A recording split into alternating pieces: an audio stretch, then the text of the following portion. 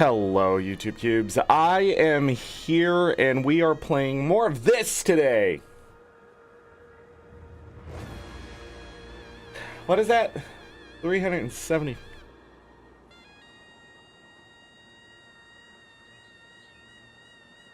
I don't know how I'm making money not playing the game right now. It's a little worrisome. Chaz, hello, welcome. Hit the like button, subscribe. We are farming more gold. More of what we did yesterday, less distraction. Hopefully I can do 10 whole runs of sunken chests in about 4 hours, which should give us about 52 gold per hour. Killing some chicken. Maybe hitting some nodes. I don't know.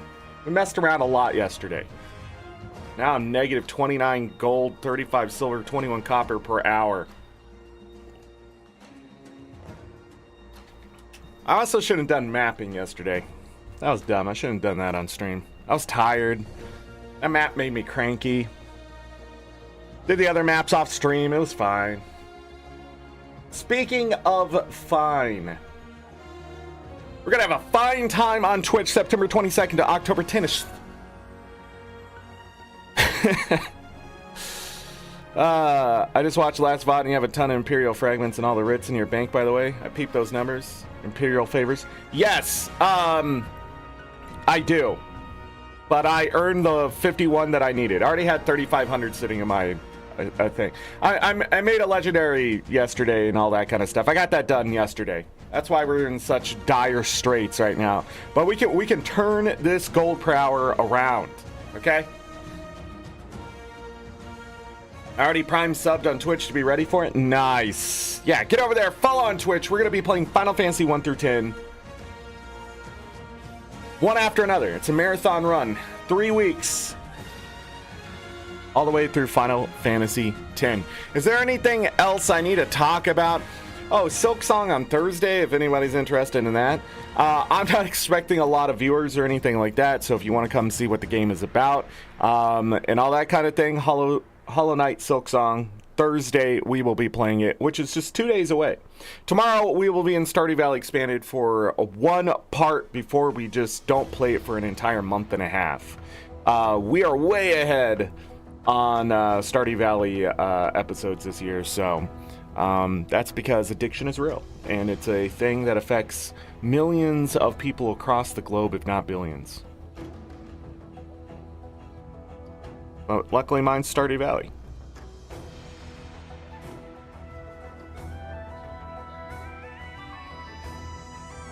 I'm trying to think if there's anything else. No, we're just going to pretty much play Silk Song until this. And if we do finish it early, then we'll go back to Stardew Valley Expanded. So maybe not a month and a half. I don't know, but we're going to be away from YouTube for a little bit. Just to let YouTube calm down. Yeah, YouTube always yells at me, oh my goodness, look at all these subscribers, blah, blah, blah. Whatever. Alright, YouTube. Well, I got 918 subs here as of today's live show. But over on Twitch, I have like 5.2K followers. They're not subs. If they were subs over there, I would not be here right now. Because cha-ching! Anyhow. Yeah, use your Twitch Prime over there if you don't want ads and stuff. Where's my daily goals? Oh. Daily goal. 50 super chats. Light blue and higher. Set a timer. 3 hours. Share how you'll celebrate. I'll thank you for giving me money for something that is free. That's crazy you would do that, because I just want corporations money. I'll take yours, though. I'm not stupid. Getting inspired with examples. What do you mean? What do you mean? That's... There you go. Seagull. Thank you for giving me money for something that's free. That's crazy you would do that because I just want corporations money. I didn't put the apostrophe. Fail. What a terrible edit. No, it's too late. It's too late. You live with your mistakes.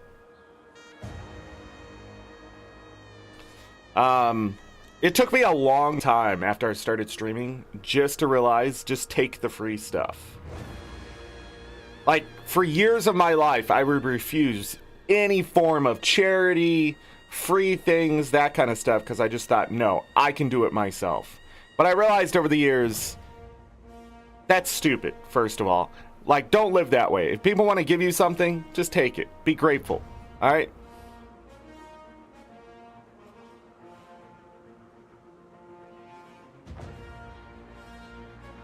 That's it. I don't think there's anything else to say there.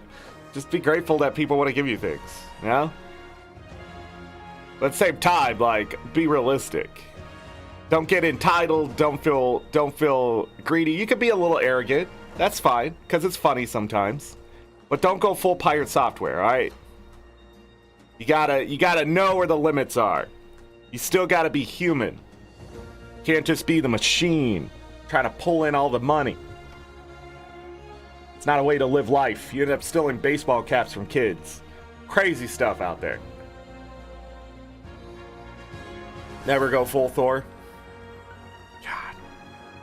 Man, they ripped him apart. I think Wagner came in here and I talked about it. Arrogance is, like, they talk about the seven deadly sins. Arrogance is a form of pride. And the thing is, like, it's okay to say something stupid in a moment. When you look at something, maybe you don't fully understand it, you say something, it's ignorant to the situation, and maybe you get it wrong. And maybe you don't think you're still wrong, but it's still a good idea to come out and say, hey, obviously I'm not the person to be talking about this. It's okay to come out and be like, I'm too involved, I'm too unknowledgeable, you know. You just say things that make people understand that you're not out to get them, right? But when you constantly have a pattern of not taking responsibility and accountability because you think you're right, not good, all right? Even I have a level of arrogance that sometimes just makes me go, what the fuck is wrong with me, right? But that self-awareness is extremely important. When you don't have that, when you seem to be riding high and that kind of thing, it becomes narcissistic. And that's how people are going to take it. And arrogance quickly shifts into an ego that you just do not want to deal with, because it'll destroy you. And I think pirate software is the whipping boy example of that. Do I think he deserves all the hate? No. Do I think he's an arrogant jackass for the things he said? Yeah. Do I think he's a jackass for not apologizing or at least being humble about it? Yeah. But at the same time, I don't think he's out to get people and he's a bad person as people want to portray him. But at the same time, man, all you gotta do is just be human sometimes. And understand that you are fallible and you are malleable. You gotta change. And you got to continue to practice that change, because when you do something once, people are gonna hold you to it for the rest of your life. Not everyone, just some. I got this money from a corporation. How is yours? Binary. Thank you for the $2. We need to get more of that corporation money. Where are the guapes? The corporations took them. That's why we need their money, so we can buy the guapes back. Oh, man. You guys see that Twitch is doing skippable ads? What? Just before I get there? They must know. They must know. Binary, thank you so much for that. I appreciate it. Ah, man. 26 months yesterday and $2 today. Anyways, Twitch, September 22nd, October 10th, Final Fantasy 1 through 10. Not talking about that. Look at that mess. Oh, man. What's happening here? Ah, there we go. I'm still making gold. I don't know what's going on. We got to get in the game. We got to figure out what's going on. Zork enters the Twitch room. He sets the tone. Back in the day when I was on Twitch, I was one of the top top 20,000 of streamers. All right, I was in the top percentile at one point. And then I fell back to that about 40,000 range. But a lot of people, 40,000 or less, were getting partnered. And I just never got partnered. I got ArenaNet partner, but I was unable to get Twitch partner. And I think that was very unmotivating before my health sort of took a turn, but also like the attitude of the Guild Wars 2 community on Twitch is self-consuming. So like getting involved with certain things and not just keeping my head low and doing what I'm doing like today. I think if I was to do it all over again, I don't think I would have done Guild Wars 2 the same way. But at the same time, I think I also would have turned to Stardew Valley much faster. A lot of people that were doing Stardew Valley that I knew were very great streamers. It was a great community. And it's probably half the followers over on Twitch type of thing. And if you sub here on YouTube for it, I get it. But yeah, I remember just doing Stardew Valley as sort of like a cool down for the day, like a chill way to play, something to play besides the frustration and salt I had with Guild Wars 2 in 2016, 2017. So it's very interesting when you look back on that kind of stuff. But yeah, I knew a lot. Some of the biggest streamers today, I used to talk to them in their chat before they were even big. Like there'd be like 5 of us in their chat just talking. And the crazy thing is to also see like the reason why I started watching people on Justin.tv. So like it used to just be Justin.tv on Justin.tv, and then it sort of grew, and then people started streaming there. Smokaloke, who still streams there, like I've watched, just thinking about it, like I've watched him for 11, going on 12 years. Just thinking about it, like that's crazy. And like just sitting in his chat for like 2 years, never saying a word in that chat. But then there were like smaller streamers and stuff like that playing just random stuff. So like there was a lot of what was it? You got to think it was like 2013. So there was a lot of Dark Souls type stuff going on. There was a lot of Mario type stuff going on. But anyways, like when you follow that stuff, like just knowing, like watching Carl Sagan 42 on YouTube, like catching him on YouTube, and it's been like 11-12 years. But just remembering like GDQ back in the day as that formed, but not really understanding what it was, like, oh, they're raising money for charity, that's pretty cool. But now seeing it now, like it's weird being one of the original audience members and then becoming a creator and then watching the people around you become successful, others disappearing into like I don't know what happened to them type stuff. And then you go, yeah, what happened to that guy? Or watching people who got partner on Twitch and things like that and they're extremely successful just disappear one day. Like, and you just find out they just didn't want to do it anymore. And it's like, oh, that's interesting. While you're still clawing for like success of some sort and things like that. But I think my biggest regret was feeding into the toxicity that Twitch was creating because of like certain creators and stuff like that. But at the same time, navigating that and things like if you go, I'm trying to think of. So you got like your Ludwigs, you got your big streamers and stuff. But what are the crazy part of like, just in general, the crazy part of what happened on Twitch and like when people started getting contracts and stuff like that, like Ninja. Like he just came out of nowhere, it seemed, right? But like at the same time, you have like Grand Pooh Bear, who's like a force in so many communities, and he's a Red Bull athlete, and just like I know so much about that creator, but I also remember catching him when he only had like 15 concurrent viewers, at a time, and he was just there talking about it. just random stuff. And now he's like, just to see him, he's like, you know, he's moved to a new place. He has a kid. He's successful. His YouTube's blowing up this year, all that kind of stuff. And just watching like I was there, you know, type of thing. But at the same time, like, they don't know who the hell I am. Like, if I just made better connections back in the day, talked more in chats, and just try to be more of a social person, I think I would have found better success.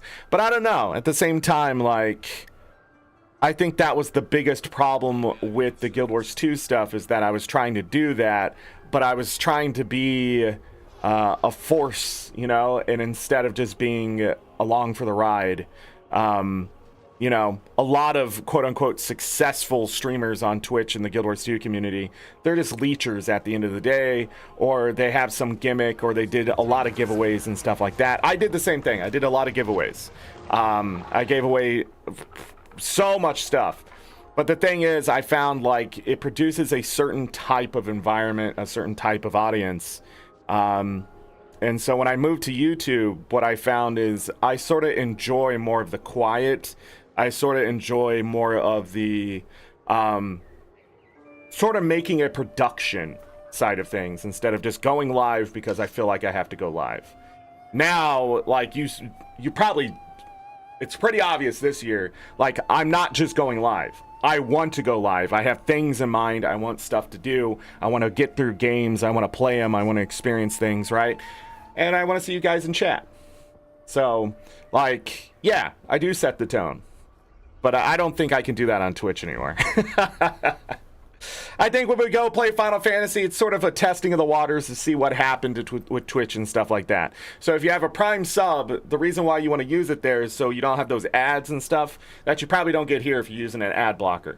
And that's fair. To me, I think ads are extremely invasive and stuff like that, but I understand it's the way YouTubers, content creators and stuff make money. It's gig work. And ad revenue is sort of like the open guitar case on the street type thing. And I'm strumming the guitar and people are throwing money in it as they walk by. So, like, when you look at business side, yeah, I want money. When you look at creator side, I want to entertain. And I think if I just had that in mind when I was on Twitch, the money would have come along. But instead, I got so focused on success and things like that, and it kept hindering me. And then when my health took a turn, I mean, that was the nail in the coffin of sort of becoming a Twitch partner and stuff and having to fight through the saturation of just everybody joining Twitch. Because it was like 2015, 2016 where streaming became much more accessible. A lot of internets and stuff like were improved and things. So like I came along in the golden age. 2016, 2017 is when a lot of people started finding Twitch. But Twitch isn't that big compared to YouTube either. So I always wonder if I should have switched to YouTube faster, but I couldn't get the contracts or talk to the people I did without the success on Twitch either. Like I wouldn't be an ArenaNet partner without my success on Twitch. So the giveaway crowd on Twitch is very present. I always see the same like 30-ish people talking in chat. And to me, most of them do ruin the chat. But I can understand the appeal of having higher views. Yeah, there were so many professional chatters in the Guild Wars 2 community. Like, eventually, I got so fed up with some of them, I just banned them from my chat. And like, they just want to be first and they want your attention all the time. And like, it's like, I can't do that. I just can't, you know? We go to the giveaways, quite a few of them do 5 subs and a 800 gym giveaway, and it's like, just give quality content. Yeah, but that's because you're part of this community and you can watch me fumble and fall on my face and you find it funny. They're like, on Twitch, you are fighting for a piece of that pie. You're looking for the crumbs. You need the numbers, you need the data, because it's so important on Twitch. Here on YouTube, the numbers only matter to you. Like, the numbers, when I look at them, YouTube's like, get here, your partner, boom, that's it. After that, it's up to you whether you're successful or not. Like, YouTube literally will throw you to the algorithm and it's up to you to figure it all out, right? On Twitch, it's not that way. You have to fight tooth and nail for viewers to become successful enough to become whatever. Now they have these ladders for partner and stuff like that, right? I was one of the first, what did they call them? Associate? Oh, I can't remember now. I still am over there. I was one of the first people to get that when they were like, oh, well, let's monetize non-partners too. Like, that was a big deal. I mean, the first year they did that, I made thousands of dollars. Like, it was great. But again, my hubris, arrogance, and ignorance freaking destroyed everything, in a sense. Affiliate. Yeah, that's what it is. Affiliate. Removed yourself from that program eventually? Yeah, if you get removed from that program, they charge you money for it too. Like, joining that program, like, a lot of people didn't understand that if they remove you from it, they'll charge you money for removing you. There's like a removal fee, which is absolutely asinine when it is literally a switch on or off. So stupid. Oh, but there's a contract. You tear it up. That's all you're doing, is tearing up the contract. At the end of the day, you put void on there. Don't tell me, like that kind of stuff just pisses me off. Like, oh, you joined this and now you're not going to make us money? Yeah, that's right, because I'm going somewhere. You know what I did? I just ghosted them. Like, they sent me something about affiliate or whatever, and like, oh, you have to meet these metrics. They still haven't taken it from me. I just never answered the email. I was like, what are you going to do? Take the money that's sitting there? Like, good luck with that. Like, I can't get it anyways. You're not going to give it to me.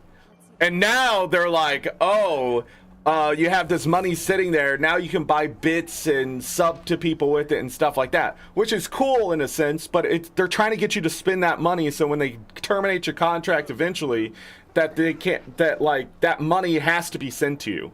Like, that's the other thing that people don't realize. If they are only taking so much for terminating it and there's still money in that account, like, back in the day, they had to send you the money. I doubt it's the same way today, now I'm thinking about it. But, like, back then, they would just send you whatever was left over, and then that was it. You were done. And then you couldn't, they're like, you can't join back once you do that. I saw people leave, join, go back and forth, and just get kicked off the platform so many times now that they're full of shit. Yeah, it's just affiliate. I had partner numbers for a while there. What was considered partner numbers, especially, but Guild Wars 2 wasn't considered a game popular enough for them to want to monetize it, which is exactly the problem. When people got partner, they on average got about 15 to 30 more viewers and ended up getting like something about like 10 to 12% more subs. So even if they only had 100 subs, right? Like, that's 12 more subs. That's still more money than otherwise, because they just have partner status, and people will be like, oh, this guy must be good, blah, blah, blah. I want to suck the teat of this person, right? Like, that check mark made everything on that website. And then Twitch just kept dangling it. Like, their nepotism and absolute just fumbling of that company from the get-go. Like, after Amazon acquired it, if I was Amazon, I would have fired nearly everyone immediately. The shit they still come out with and things like that is just tainted water. Their CEO right now, Dan whatever, the guy's just struggling, man. He's just struggling. And then he tries to get personable with people, and then he has to go back to being CEO, and it just doesn't work that way. Your CEO needs to just tell you, hey, this is what I'm doing with the company, blah, blah, blah, and this is how it's going to affect you. And these are the people who are going to connect with you and be approachable if you have any questions or anything like that, because I'm not the person for that, because I got to make money for Amazon. So I got to make tough decisions, and you're going to hate me, and I want you to. I want you not to like me, because then you're all going to be more unified in your thought process. Instead of, oh, yeah, blah, blah, blah, let me go on this stream and show some favoritism and blah, blah, blah. Jesus goddamn Christ. Like, how do you mess that up? How do you mess that up? Also, stop giving things nobody asked for. Just look at the goddamn list and say, hey, what's the most monetarily profitable thing we can give these people? Oh, get them to actually just stream together the same thing and share metrics? That would be fucking insane. Why would I want 55,000 people in one place subbing to these people and stuff? Why would I want that? I don't know. But then you come out with something called Guest Star that nobody can use, that's easier to use on mobile phone than it is because you're trying to take over the TikTok crowd. And you're not going to win over the TikTok crowd. The only Goliath that was able to take a piece of that pie has been YouTube. I mean, a meaningful piece of pie. Like, YouTube shorts are insane. They're just everywhere. But they understood what they were doing there, and they had people in place not to go, oh man, let's try out this idea. No, they said, that idea works, make it. They're not stupid. But Twitch continues to do all this stupid shit.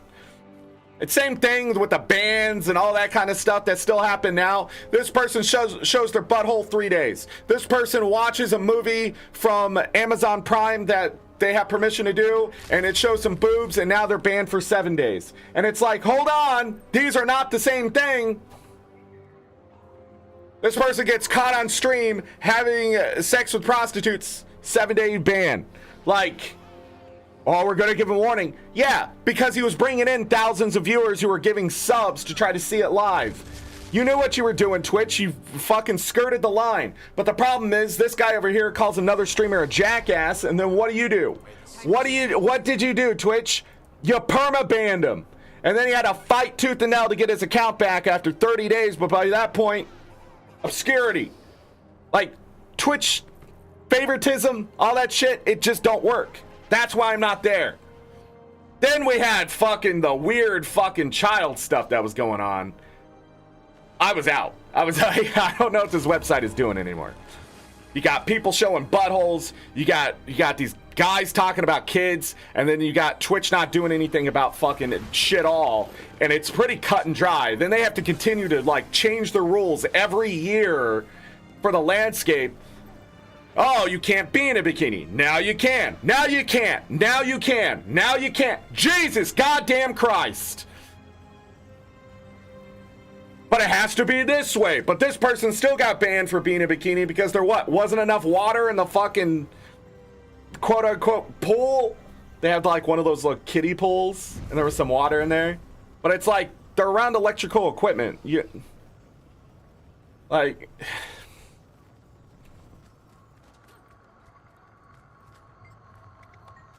and if you ever like, why aren't you on Twitch too? That's why.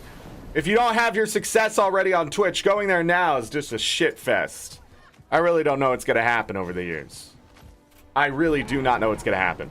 But we're going to go there and party a little bit and have our little fun. But then I'm going to come back here to YouTube and we're going to make actual content. Make the CEO live stream his work week from the office. Yeah. To be transparent to every platform user. The whole thing is a game. It's a game of nepotism and stuff like that. Hey, there is new stuff in the gym store. New portal door. And it's dyeable. So they are giving us new conjured doorways. 600 gems? Whew. I mean, all right.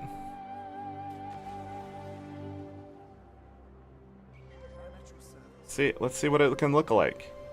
I'll do it on stream. I don't care. Also, the fairy stuff. We've already looked at this, but that's still there. Spider and backpack. So now, conjured doorway. Take. I don't know if that's gonna mess with the. Okay, it didn't do what I thought it was gonna do.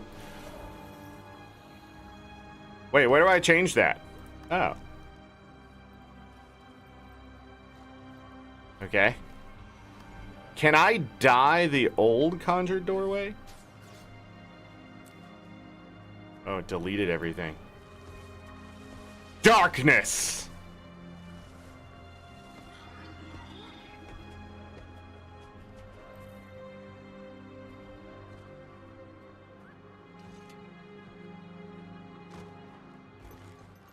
Hold on.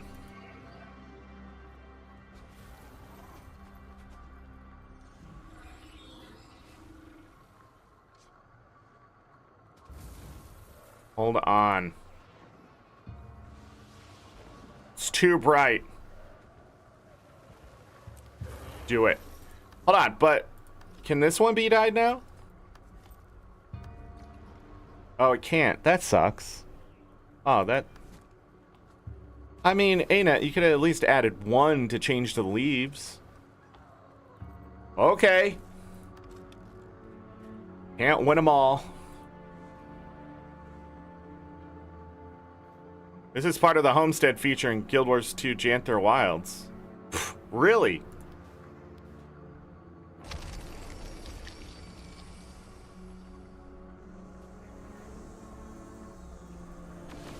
It's like a void.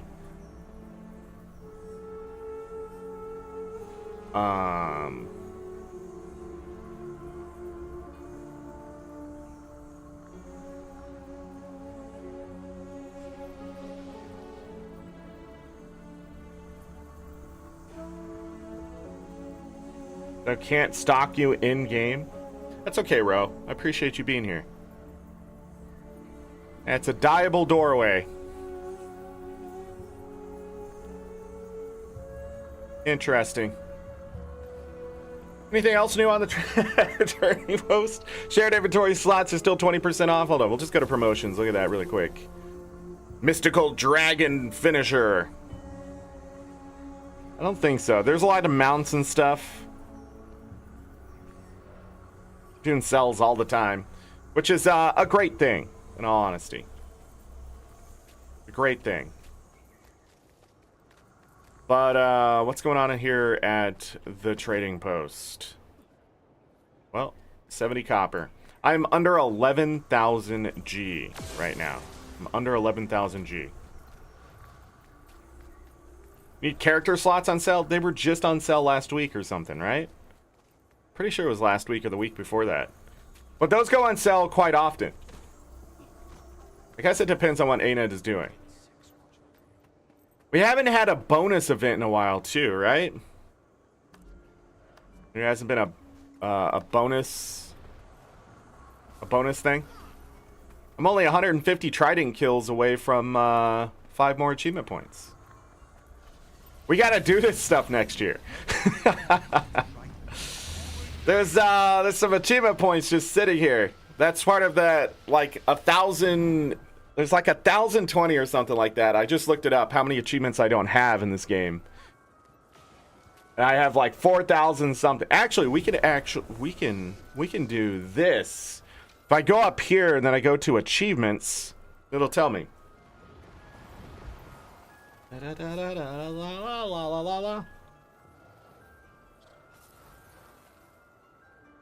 So I have 46,105 achievements out of 55,836 achievement points. Excuse me. 4,711 out of 7,719 completed. 61.03. So this is saying there's 3,000.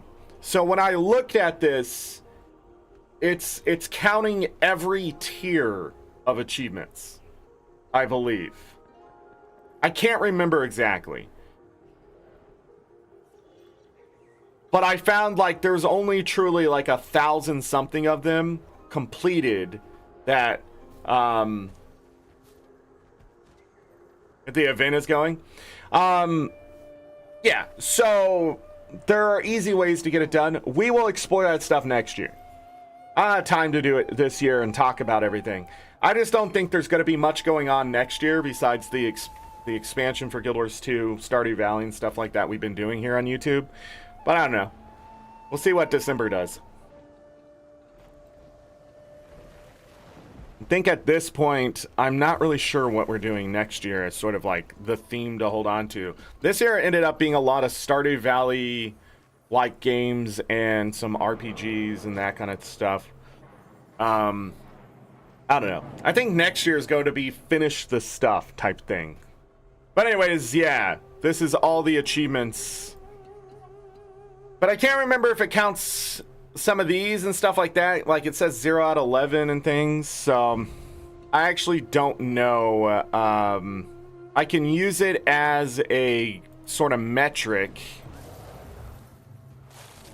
of like where there are achievements. If it's green, it's done. If it's not green, it's not done. But a lot of the achievements also stack on each other and stuff like that. So, yeah, I'm missing 9,000 achievement points just in the permanent ones alone. Right now, available is 5,261. So, yeah, I can't even get all the achievement points right now because they're locked behind something else. So, I could potentially have 51,000 achievement points.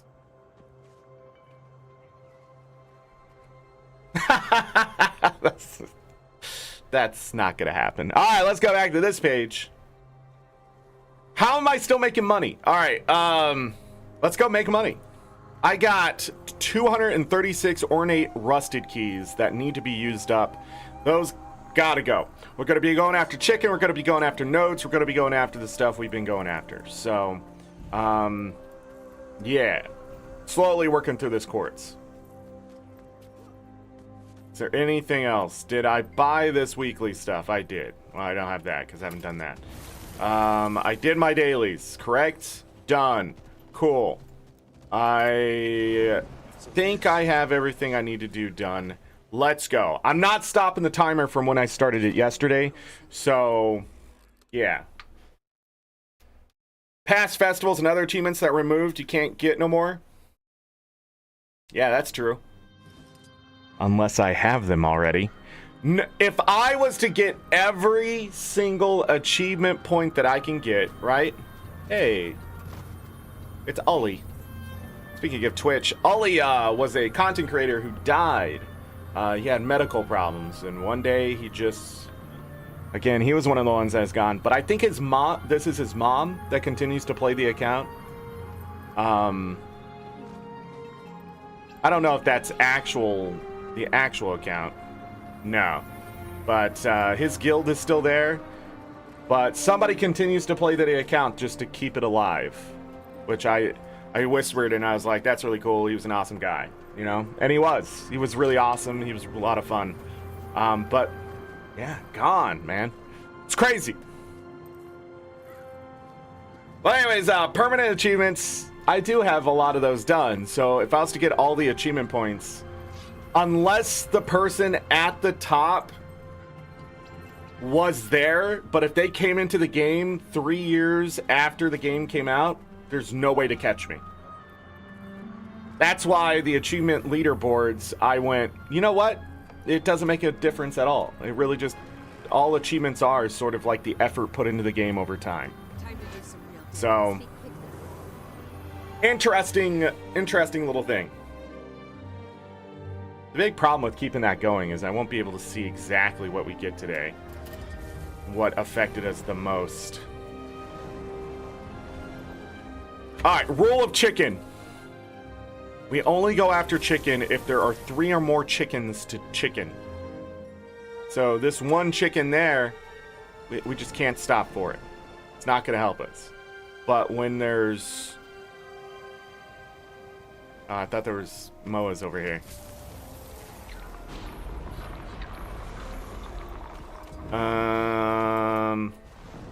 Anyhow, yeah, so chickens will only chicken if there's enough chicken for me to chicken. I wonder if there's going to be people doing this. There were so many people doing it yesterday because it's a new week.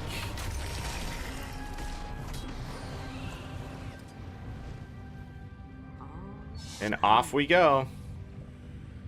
Ugh. I hate this game sometimes.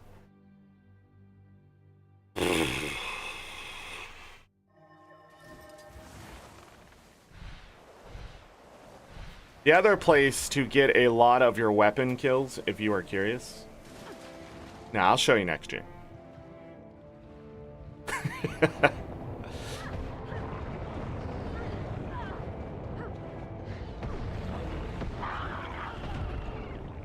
See, I'm also working towards it right now because I'm using a trident underwater. Even though I'm a physical fighter, the trident is just better. So, it just does a lot of damage very quickly, and with my build, I'm gonna crit when I'm not supposed to. Root vegetables. Garlic? Oh. Waste of damn time. Waste of damn time. I'll take the iron, though. The vets are one shot. It's too slow. Yeah, so that's what I learned about killing in that. The vets are great when you're doing your weekly and stuff, but they're still too slow.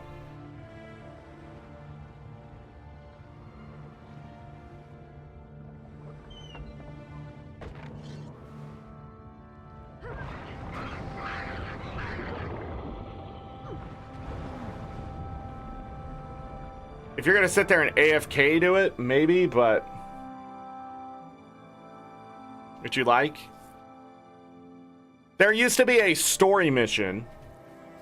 For some reason, ArenaNet got rid of it. Again, ArenaNet was really weird back in the day. Like, when you found a good farm for something, like, people would ruin it. And they would just change shit like that, but it's like, how many people already got the achievement, right? And then it'd go, it's unintended gameplay. Then why does that achievement exist? Like, oh, you're gonna do it as you play. Then why did you ever let any ambient creature count? That's my point with that shit. Like, if you got it wrong from the get-go, but it's not harming anyone else, you don't earn gold from it, you don't do anything. And then we're just like, yeah, we're taking that farm away. And I'm just like, what are you doing?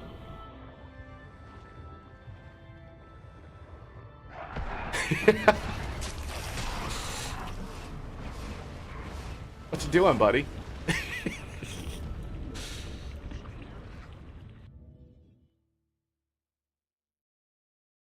That one with the spiders, I don't know if that one was nerfed. I'm talking about the endless rats in Lion's Arch. There's a point where, like, you go down into the sewers and there's a bunch of rats and they're running away from the bad thing below. And it's just a stream of ambient creatures just coming right at your face. And so you could, like, do shield skills and stuff on, like, auto and walk away from your computer. And they would count as kills. And that's how a lot of people got those done.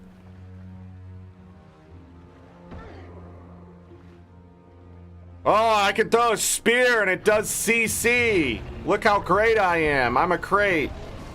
Ain't it? It don't even make sense, ain't it? It don't even make sense. I found an ornate rusted key last night. Simply by trying to get my dailies done. Or doing mapping or something. 1,000 giants is actually much easier today than it used to be. There used to be this crazy rotation, and then you'd have to let the event fail. That's how you know it was... Seriously? That's how you know it was a... Fuck me, dude. That's how you know it was a really good farm.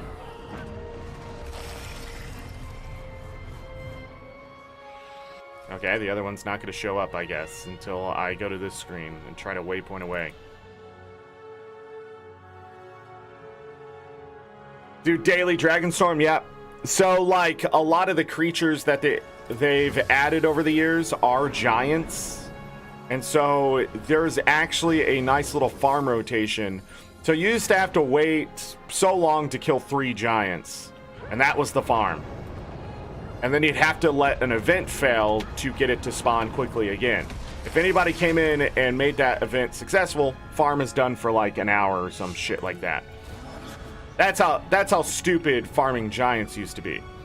Now there's a rotation. I think you can kill something like 15 of them an hour, which is like, or 15. It's faster than that because it only took him so long on his alt account. I don't know. But it's a lot faster today. Is it still slow as balls? Yeah. Very cold balls, shriveled.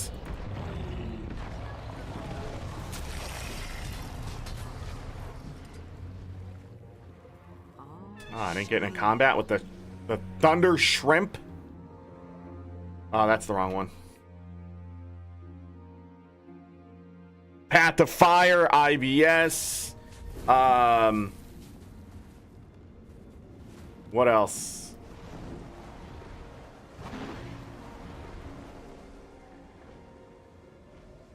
Trying to think of the other ones that were added.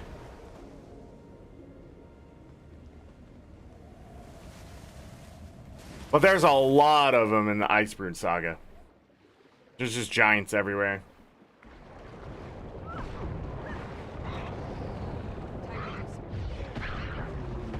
Or at least what they're considered giants. The ones in ore, like, they're literally called giants. The reason why they don't count is because they're considered risen and not risen and giants. There's no crossover in this game. And if there is, it's probably very few. And that's dumb. If I kill something and it's a spider, giant spider, give me giant and spider. You know what I mean? I don't know why ArenaNet's so stingy on people farming their achievements.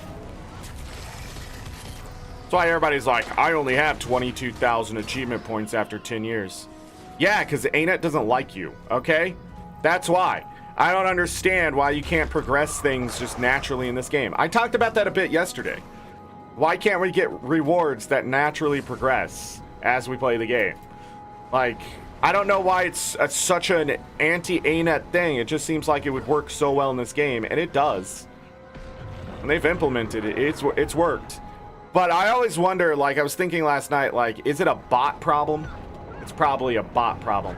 Just like me trying to do the lanterns without a...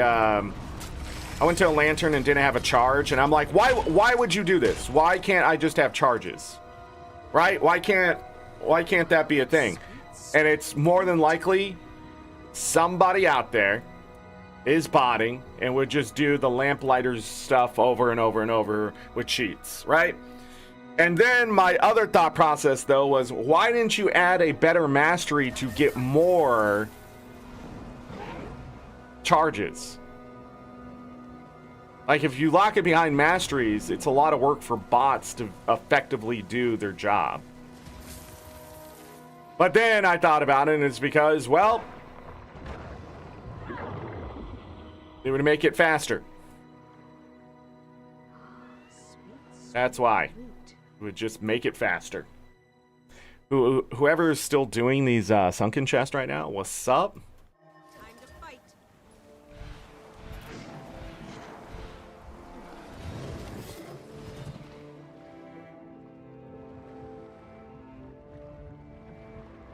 We had to make up like 28 gold per hour last I saw. Something I have farmed since yesterday has gained value.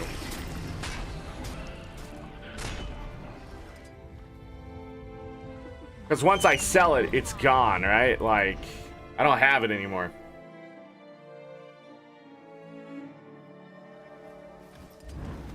Yes, giants and drizzlewood. Yeah, pretty much Icebrood Saga is where the giants are at.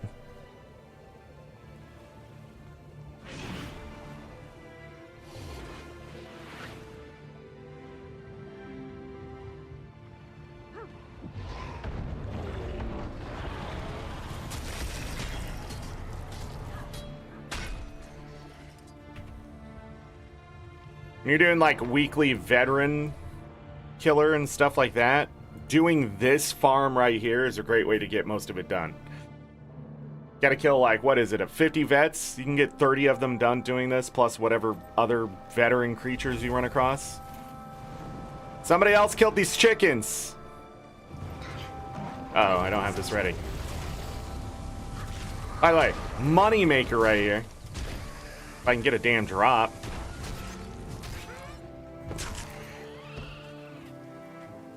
Oh, I need to go, we need to go do something really quick, because I need to show people that, because I was talking to a buddy of mine in the game last night, Like, people still, like, we were talking about people not believing in coin drops.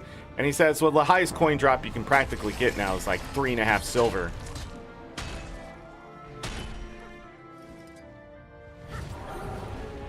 That is not true. That is not true. You can get much higher liquid coin drops. Cole, am I winning?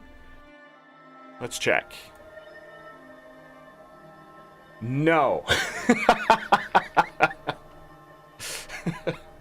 Hold on, Cole. 35 seconds. We're gonna find out if I'm winning less or more. But I'm not winning at all. Coley doesn't win until you show up. That's true. That's true. I won't be winning until I have 1,000 subs here. No, don't put L's in chat. No L's.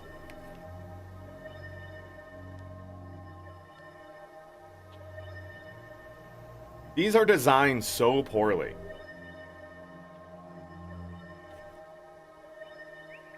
Like, somebody invented this and said, that's great. And people said, yeah, I'm gonna buy that.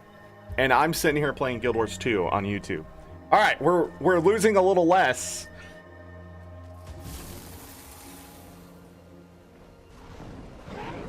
$20K gold loans.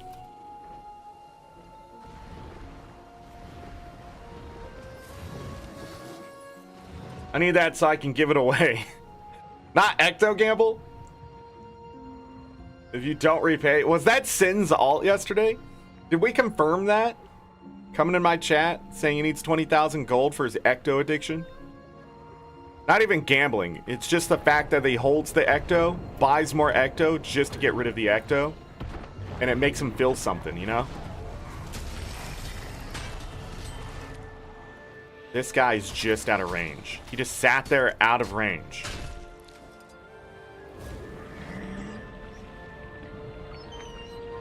What a douche. You're here to enable people? Enable D's. No! Thing's falling apart.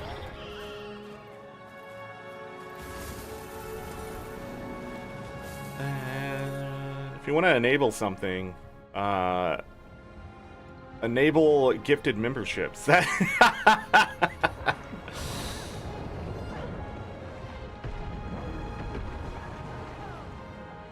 What is going on? Die! Jesus Christ! Fucking piece of shit crate. They just sit out of range and they just stare at me. Like, I know my character's hot, but Jesus.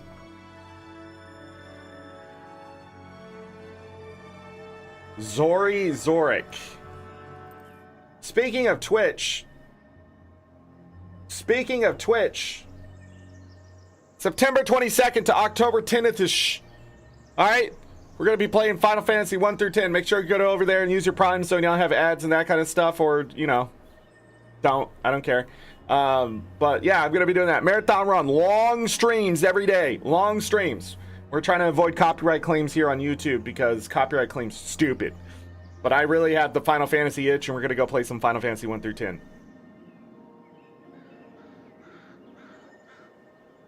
Back to Guild Wars 2.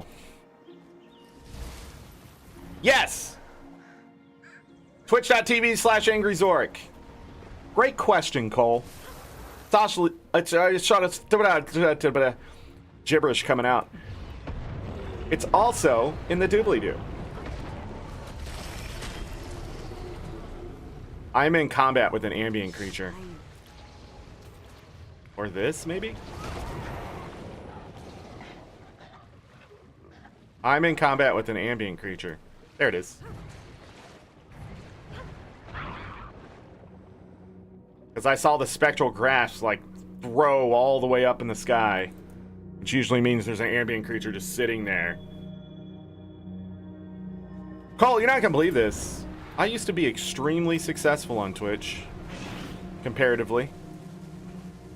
I was just talking about it. We went down memory lane a little bit.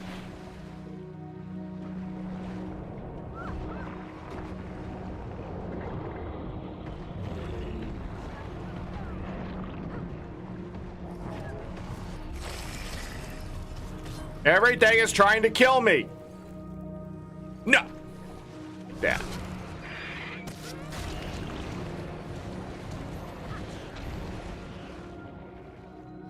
Did I open it? No.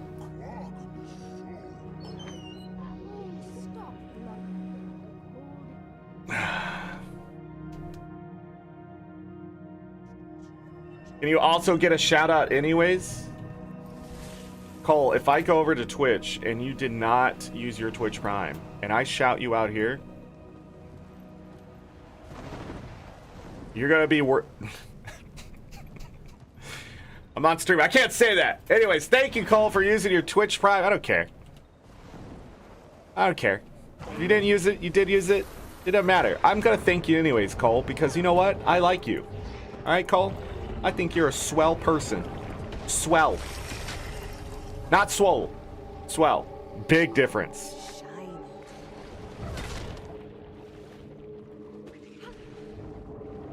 You know, difference between like a cookie tin and a tuna can. You know what I'm talking about. Don't make it weird, Ro. Don't make it weird. Okay.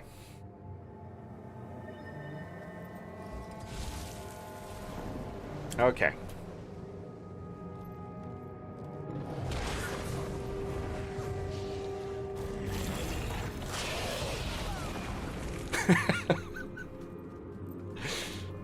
I want to say something right now, but I cannot. Because that is definitely something I do not want to be clipped and shown around to people.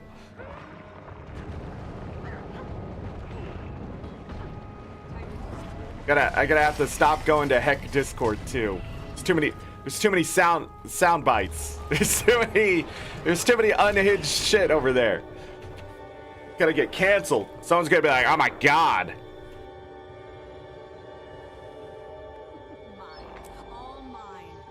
Alright, I need to go back to Arborstone really quick and ruin this farm right now. Man, nobody clips here on YouTube. I don't know when the last time I had a clip. I think Chaz clipped something, maybe Binary. Because I said, can someone clip that? Maybe. I'm trying to think what the last one was. Ada was clipping things for a while there. Can I do my AngryZorric clip? Bro, I speak a lot of boomer. Like, a lot of boomer. I have no idea what the fuck you're talking about. Now you're just throwing letters. What is that, a personality? What in the Myers-Briggs are you talking about? Clipping is a lot of work here on YouTube. I wish they would streamline it more. What do you mean it's a lot of work here? Hold on. Because, can I be honest? I don't clip jack shit, so...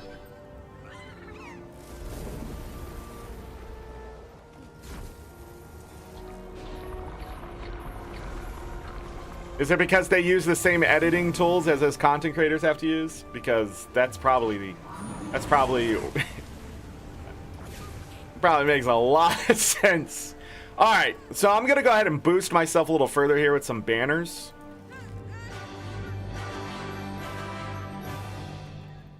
Okay.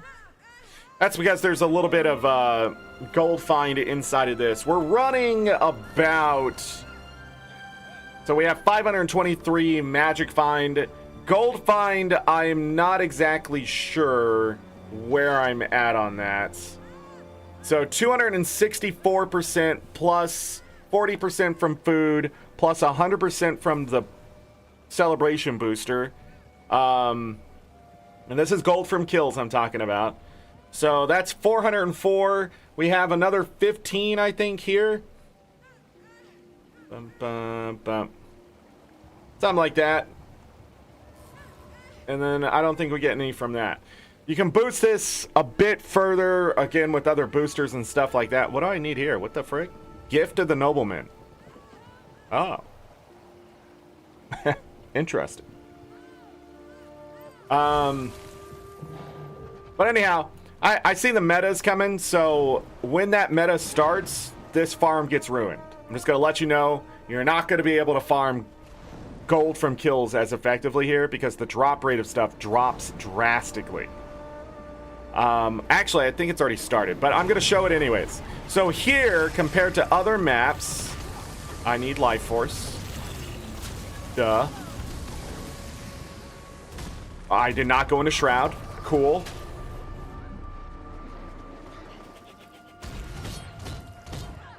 And then enemies are just disappearing. I hate Dragon's Inn when the meta is going. I wish there was a map where there was never a meta. I'll be honest. I just think ArenaNet putting metas and fucking up shit when the meta is going to happen in 25 minutes is stupid. So I just got a 3 silver, 13 copper drop there.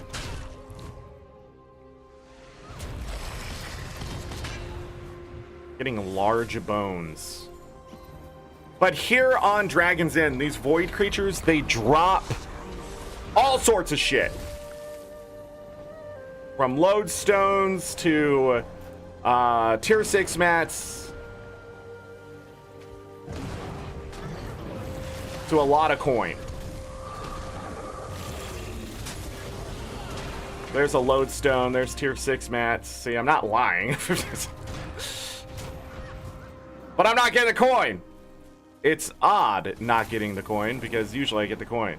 And since nobody's here farming right now, which is crazy, to be able to do this. There's a 3 silver, 46 copper. Oh, now I'm proving them right.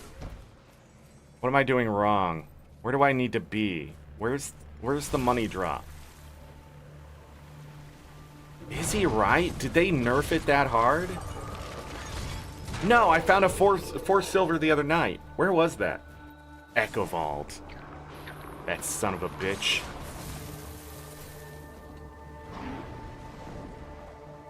Gonna go up. Have I tried the new Necro build? Which one is that, Cole?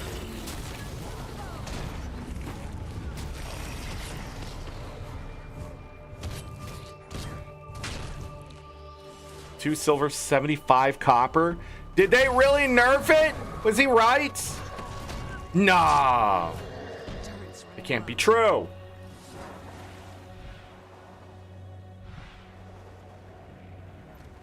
Maybe out here?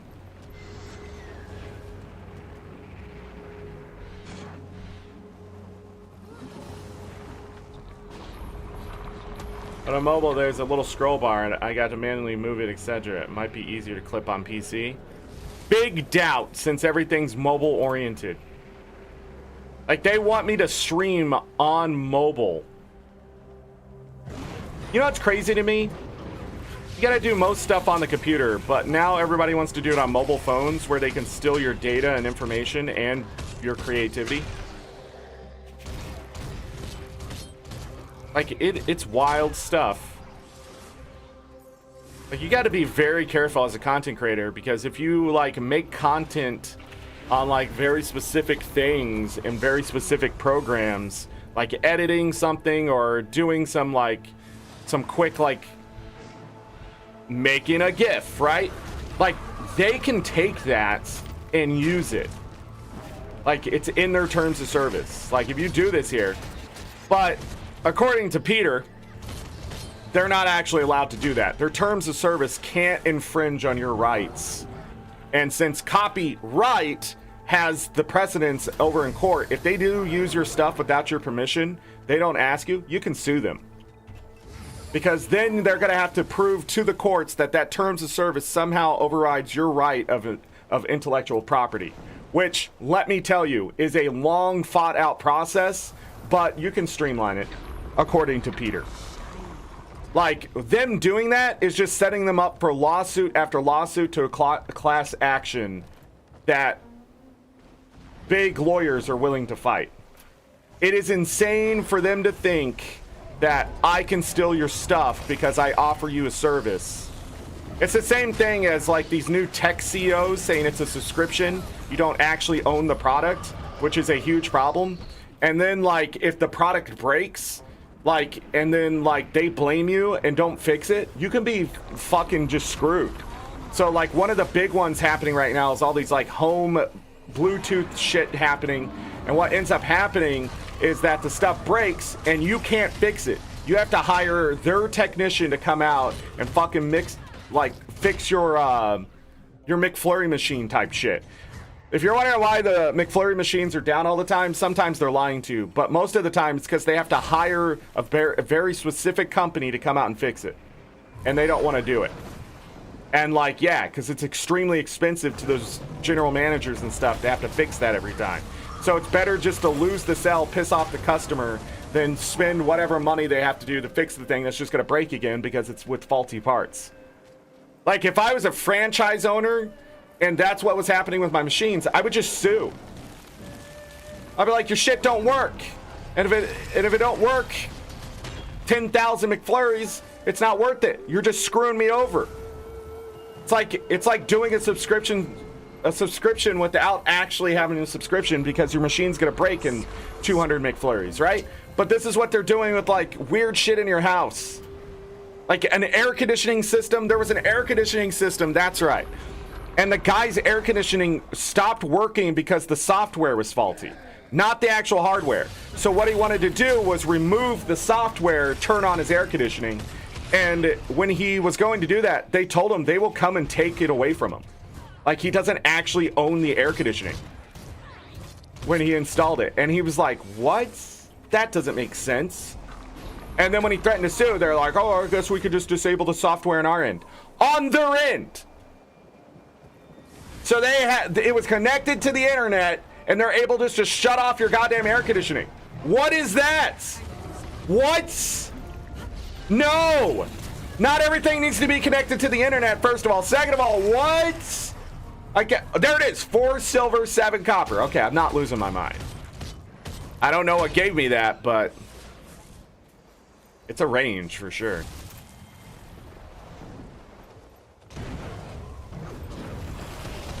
Not enough buffs, clearly. Were you here yesterday when I was talking about builds? Anyways, I'm wasting my time doing this, by the way. It's not exactly the worst farm. It's only like a 20-something gold per hour farm. But you can earn money by killing things, is my point. Like liquid gold.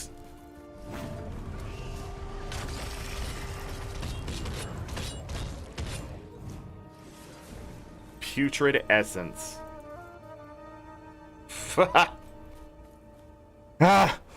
Okay. We need to get out of here.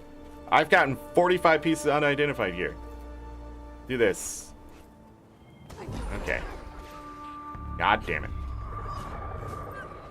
All about how much they can bleed customers for. Yeah, they're charging you more for the same service, right?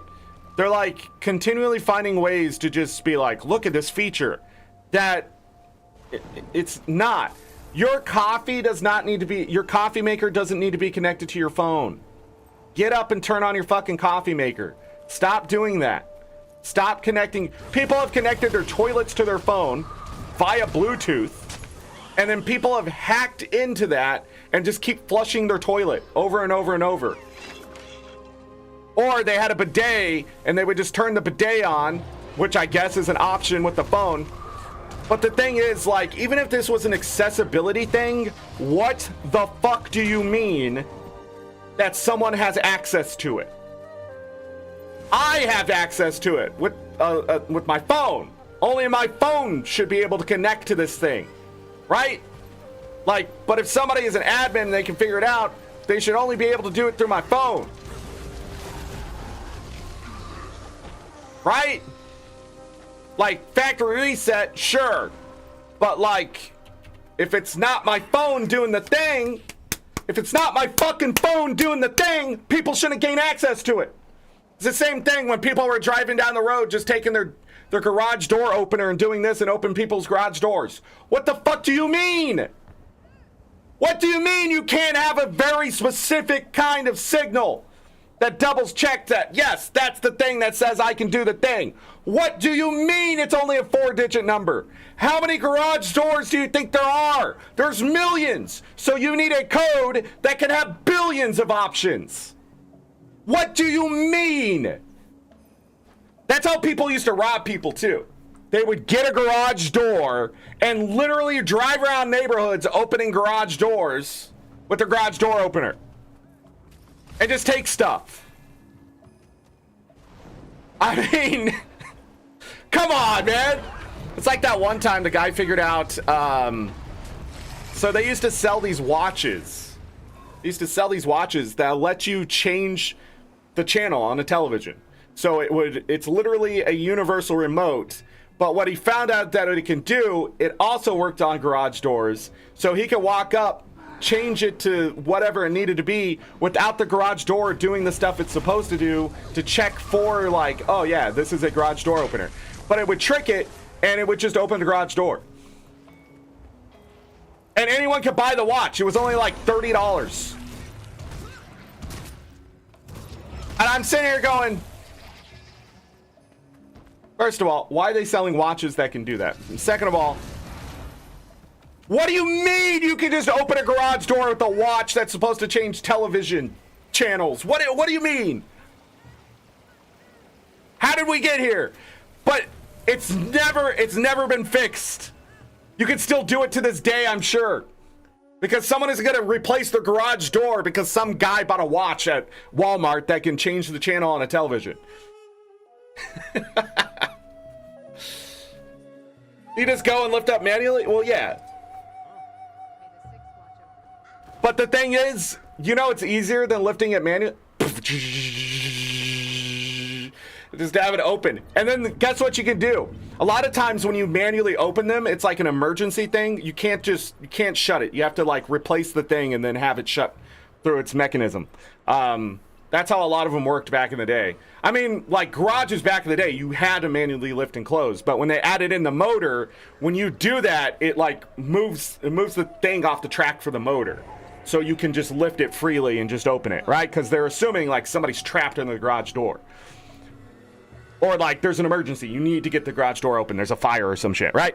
But like the thing is, when you can do this, go in, clear out the garage, and then do this, the owner, if they just come home, park in the driveway, and go in their house, it could be a whole freaking day and a half before they realize they've been robbed.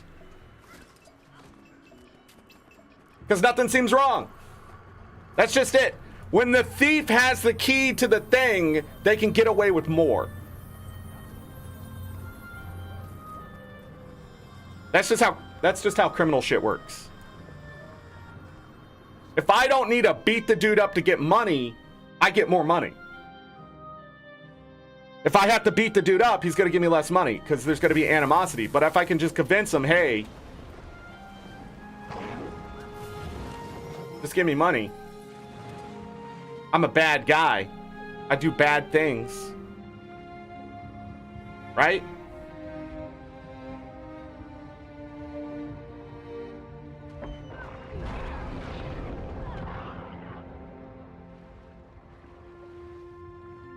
Right?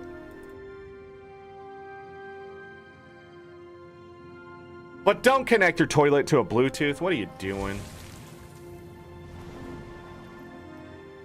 And here's the other thing. A lot of that technology, it's used by people who don't know how technology works in general. Right? You got some 80-year-old person out there going, I can now turn on my coffee maker with my phone. And they barely know how to use their fucking phone. And I'm just sitting here like, who is the customer for this shit? It's not that person. If you have to do this to look at your phone, you don't need your coffee maker connected via Bluetooth, okay? I'm sorry, you don't. That's the test. Look at your phone. Do you know how to get to your settings? No? No Bluetooth for you. Because what's inevitably going to happen? What's inevitably going to happen? Uh-oh. I got him. I mean, I did that, but I got him. What's gonna happen? I'm gonna trap you in a garage door. Wow. Roku remotes. Oh my god. Yeah, it turns out universal remote controls for televisions, very powerful technology. I like how I got 1 4 silver drop, right? And then I left. See, I'm right. And then I leave. And most of the drops were around a 3.5 silver, like he told me. There's like one circumstance where I'm getting 4 silver. And I'm like, no, you can get 4 silver drops. Yeah, like after you kill 30 things.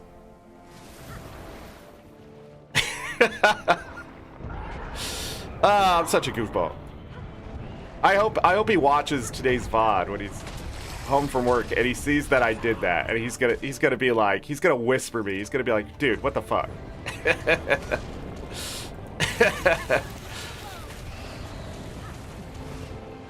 He's gonna be like, this is why the statistician stopped talking to you. I find the weirdest shit in this game, and I'm like, no, you can get that drop somewhere. And then they go, we've opened 10 billion bags, we've done all this, we've killed these creatures.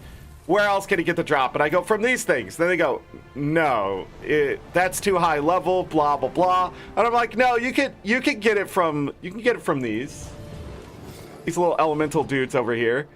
And they're like, why would you be able to get that drop from those dudes? I don't know. And then I go over there and I show them, we get the drop, and then they're just pissed because now they have to farm those things, 100,000 of these fucking dudes that suck to fight just to make sure the drop has a certain rate. I'm sorry, I'm cursed with certain knowledge. I don't know why I was sitting there and farming those dudes for 7 hours at one point. But that's the shit like veterans know. Like, I've been there so many times that I knew that was a drop on a certain elemental creature, and they were like, it shouldn't be able to drop from those because the level's too low. And I was like, I agree, except it doesn't work that way in this game. Sometimes you can kill things that aren't the appropriate level to get the drop. Some weird stuff going on in this game sometimes. What do you mean you're attacking me, you stupid?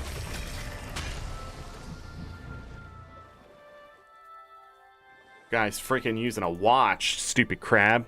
I am literally out of stuff to drink. Yes, we have to open up a nice warm Pepsi. We are not sponsored, affiliated, or endorsed by Pepsi. Okay, Peter? Sorry.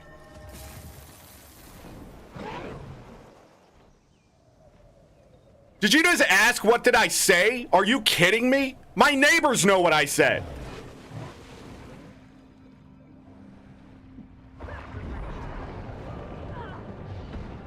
Fucking Peter. What if I turn my camera right now, right? I turn my camera and Peter was there. Like, there's an actual Peter I yell at. How many of you would be like, holy shit, shut up! How many of you would be like, what? Like, I have a lawyer on a couch right here who likes bananas. You like bananas. Every morning he eats a banana. Every morning. Every morning Peter has a banana. It's in the lore. Write it on the wiki. Every morning. You fucking monkey. Comes over here, jumps on my couch, eats bananas, and expects me not to call him some kind of orangutan. I'm just saying. And before somebody goes, I'm gonna cancel you, can't call people monkeys in this day and age. Yes, you can. He's white.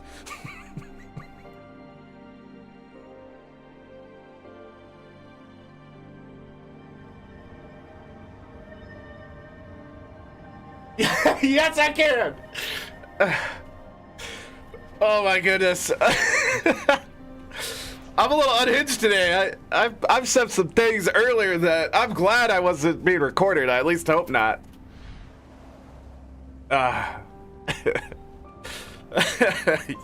Yes, I can. Little fucking banana.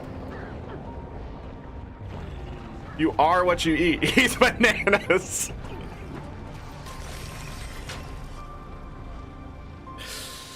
Oh, man. What am I combat with? Okay. Let me tell you, there's only 2 people who eat more bananas than Peter. That's fucking Donkey Kong and another Peter in an alternate dimension that loves bananas. Put it in the lore.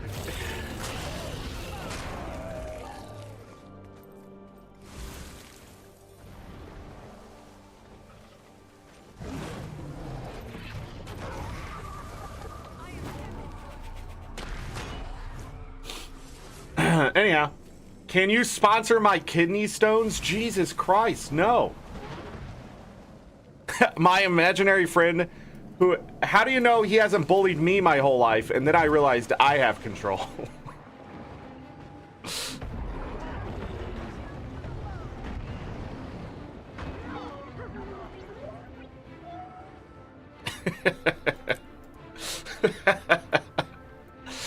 Oh, man.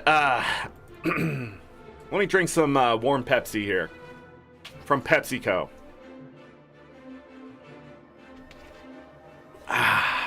Get 12 of these at Walmart for less than $7. 16.9 ounce. Wonder what made them choose that. Is it a specific? Yeah, it's 500 milliliters. Okay. It's about to be like, it would be weird if it was like 513 or some shit, but then I accidentally did the math in my head and it's 500 milliliters. Do you ever accidentally convert fluid ounces from milliliters? I do it all the time. It's just a thing that happens every once in a while.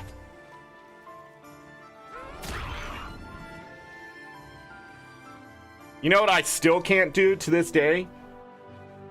Celsius to Fahrenheit, Fahrenheit to Celsius in my head, and it pisses me off. It just doesn't stick because there's like fractions involved. And I'm pretty good at fractions. Like, you know, what's 1/4 of 1/8? It's 1/32, you know? Like, what crazy shit. Actually, I don't know if that's the answer.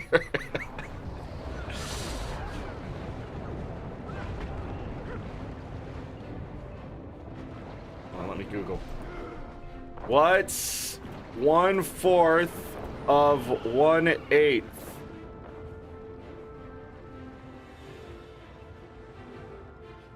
Of 1/8. 31.03125.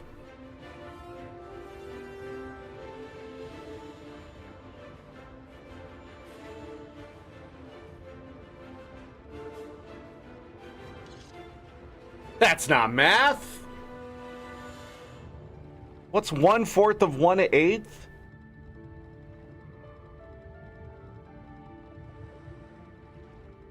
Eighth of 1/4.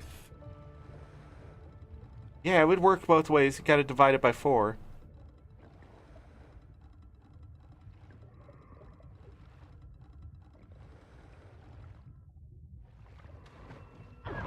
Matt, that better. You didn't know the answer either. You said 130. You have 1/32. You didn't even. It's one. It's. Oh, I know what I did. No, I know what I did. I know what I did. Actually, I don't. I still don't understand. Math is hard, okay?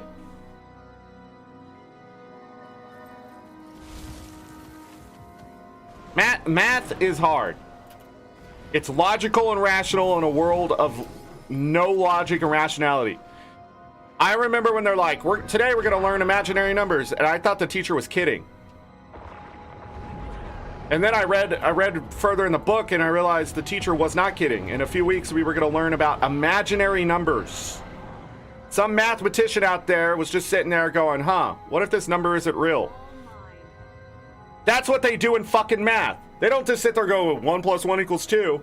No, somebody eventually comes along and goes, huh, but what if I have a number that just isn't there? That's not real. That it's not a number. How do I deal with that? And he figured it out. He figured that shit out. He was like, oh man, my imaginary best friend, if I just do this, now they're a -1. And I'm just like, the fuck you mean? We can do that. We can figure that shit out. But we stop people connecting Bluetooths to coffee makers and toilets.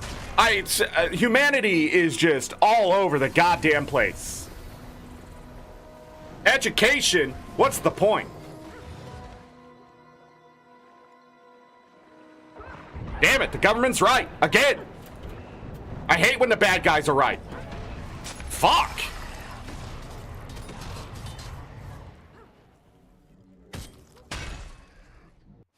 You know what I found out today that I think is the silliest goddamn shit our government's done? So, kids have been drowning in the United States, especially at stupid record levels, okay? Like, not record levels, but like at a stupid level of humans dying in water as children type shit. And so the government at some point spent $2 million to figure out what the fuck is going on. And we're about 3 months away from having all the data collected and then, analyzed, right? And you know what? Mr. Brainworm himself canceled the fucking study. We've already paid for it. The data just needs to be collected and analyzed. And this motherfucker says, no, we're not spending any more money on that. Motherfucker, the money's been spent.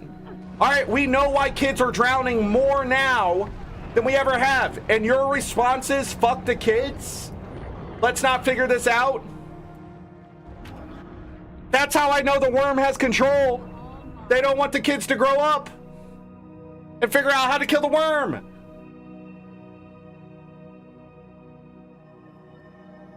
Six new diseases have popped up in the United States this year. New, of different types. Parasites, viral, bacterial, which is shit we haven't seen in a long time.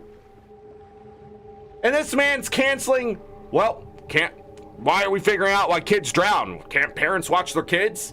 Yeah, parents can watch their kids, but there's something going on that make the parents not watch their kids long enough for the kid to just die in the water, even when the kid knows how to swim, okay? And then somebody went out there, watched kids who were trying to drown, and said, hey, this is what caused it. And we didn't know that information, so we could go, hey, don't let your kids do this. Boom. A bunch of kids don't die. $2 million, that's a drop in the fucking bucket. Not even. That's an actual, wind blowing over the fucking bucket, and we lost a little bit of money somewhere, and we just go, oh, whatever. And we just kept walking. Let's not save some kids' lives. How many kids are worth saving? Obviously none of them in the United States. Jesus Christ, what a simple fucking program. You got some people who actually wanted to watch kids drown to figure out why they were drowning. You paid them, and then you turn around and stop your own entertainment by going, let's not save the kids at all. That's crazy. You already had the crazy people doing the crazy thing. It's already paid for. And then you're going to quote unquote cancel it? What the fuck? It's not even a budget cut. It's a kid cut at that point. What? Are you from Brazil?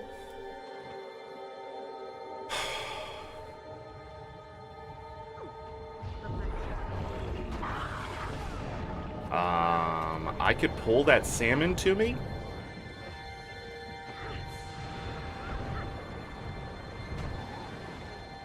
Before somebody goes, that's racist, blah, blah, blah. Brazilians aren't a race, okay? Are they? No, I'm pretty sure it's just a nationality. Okay? Second of all, when there is a pattern and it's not a stereotype. Like, the amount of times I look at somebody's name and it looks Brazilian and they're running from the enemy instead of just killing it, it's too fucking damn high. What is going on? Turn around and kill those son of a bitches. God! It's like when I had to explain why Korean players are so good at video games and very specific types of video games, right? Especially like mobile gaming. It's because there's a lot of those games there, right? And people are like, that's racist. No, it's not. Koreans are good at video games because they play very specific types of video games that give them better reaction speeds than here in the United States, where we play things like fucking Stardew Goddamn Valley. But that one person who came in and called it a white person simulator. All right? It's a fact. I used to play against Koreans in StarCraft. They'd kick my ass. And I thought I was good. Because when I played against other Americans, I was kicking their ass. I was like, ah ha ha, I can click faster than you. I understand how to get the Zerglings to be this by this point in the game. And then I had this guy with the fucking Protoss show up and kick my ass. I don't know how he outperformed me. But all I know is that he was better at the game. And he was Korean. And he had Korean friends. And they're like, yo, come play a 6v6 match with us. It wasn't that big. It was like a 4v4, I think. Something like that. And I died first in 5 matches. Do you want to know why? Because I'm a white American who played fucking Mario. While they were sitting there born and bred in StarCraft. And something else they wanted me to play. And I was like, I don't know how to play that. They just wanted someone to beat and then laugh at, because they would laugh at me. Shaking my head wide back. Anyone else having issues with YouTube, or is my work's crappy internet? I think it's YouTube today. 6,000 pings. Ah.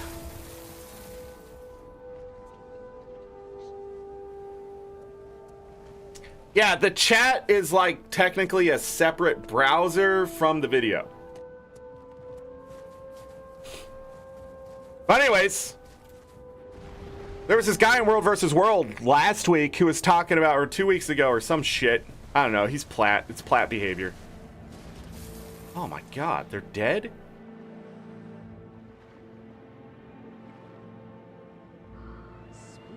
And he was talking about having a like, oh yeah, my big gamer friend, he's Chinese. Motherfucker, you can't play video games at all anymore in China. What are you talking about?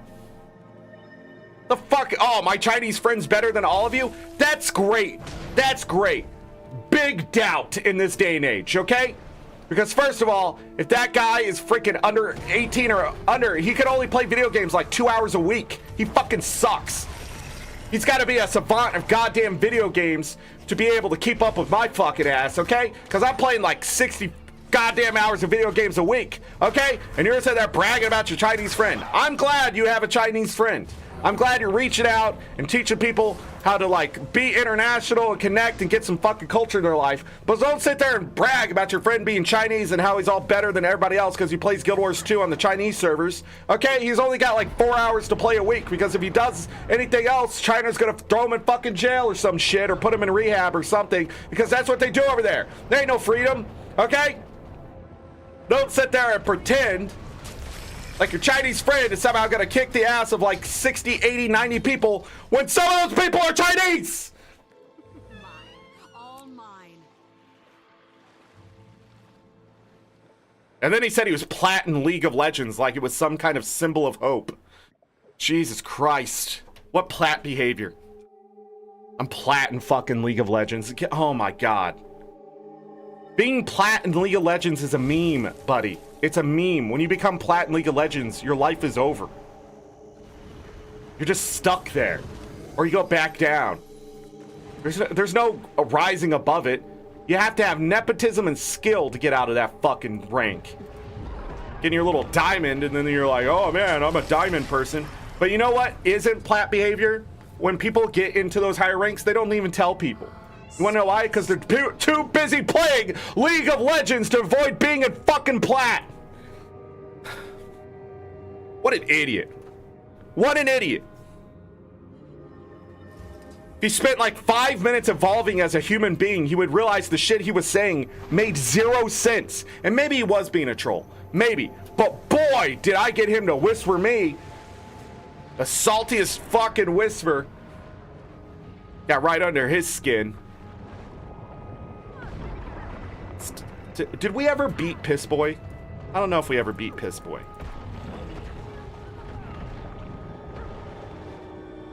By the way, blocking someone is not plat behavior.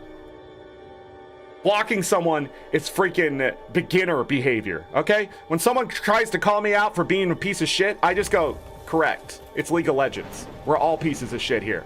All right, we are the pile.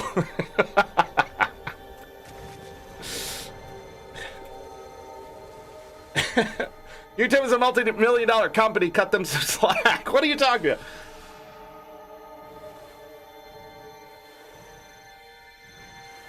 Chat ban like Cole within 3 minutes of logging in.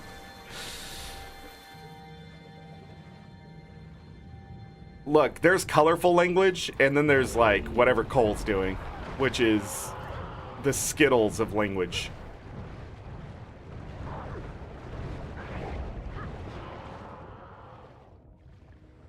Mine. All mine. I don't know what that means. All I'm saying is that if you're going to be plat, to get out of plat, your first move should not be telling people you're in plat.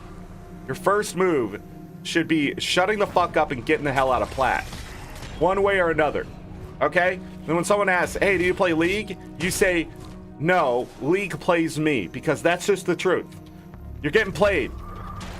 You go there and you play. It's not like people actually skilled. Every time I watch, I'm like, I realize only like 6 characters matter, and they all get banned immediately.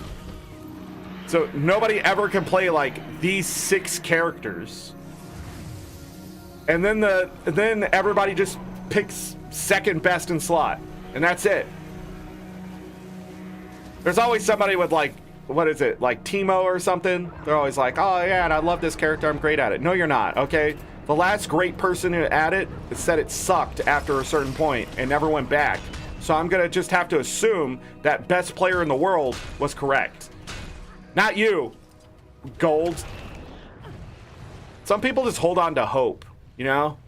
Just hold on to it. And I just don't know how to explain to them that you're already playing League of Legends and there's no hope for you. So don't hope that things are gonna like get better for your character, okay?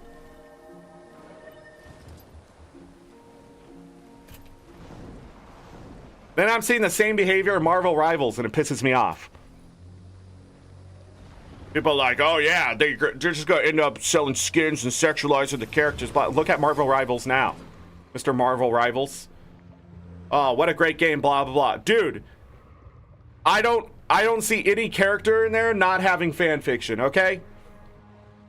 Rule 34 forums just filled up immediately, okay? Like as soon as that game came out. And you're sitting there trying to like shit talk other games for sexuality.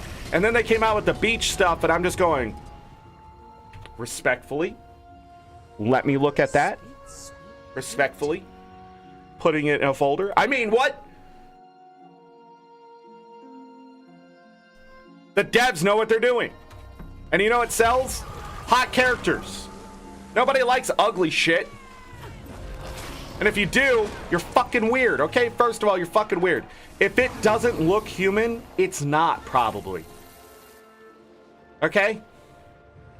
Okay? Those are tentacles.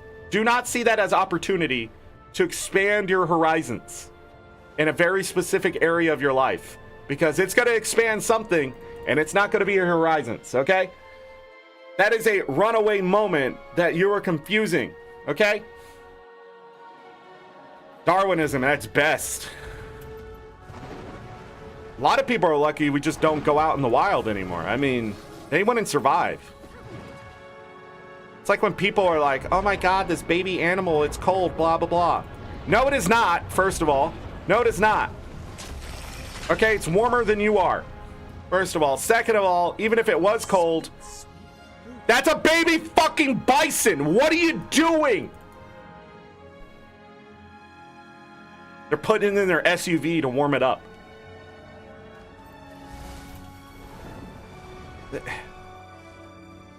And you know what happened to that baby bison? People who understand that nature is nature had to nature the bison.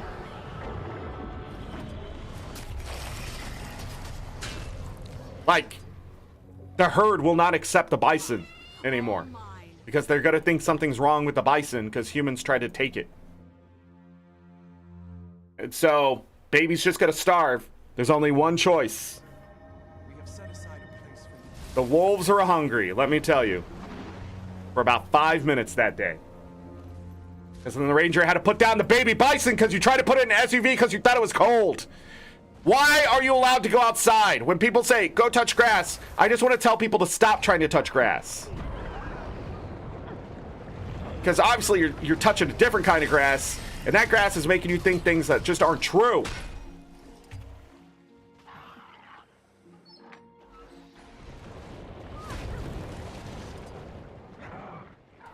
Like when my brother always tried to like have a pet bird. He would like find a baby bird. But I just don't think he understood. I don't think he understood that baby birds eat a lot of food. And you can't leave them outside in a storm.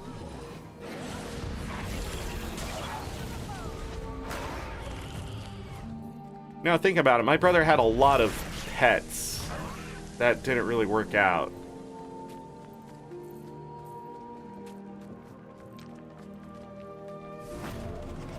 One time, he put a leash on a gardener snake. If you know, you know. And then it started walking towards him because it's a snake. And he fell into my neighbor's cactus pot thing.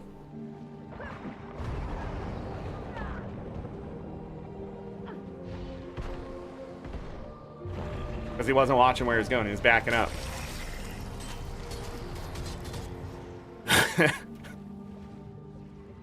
That's a true story. Put it in the lore.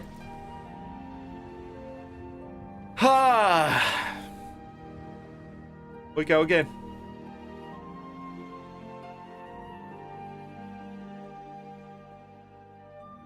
Hey, we made a dent. We've made a dent.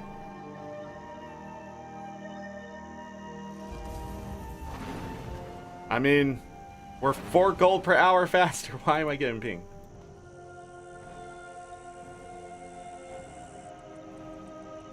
And he did not hear me wrong. Playing Skyrim? What's going on right now?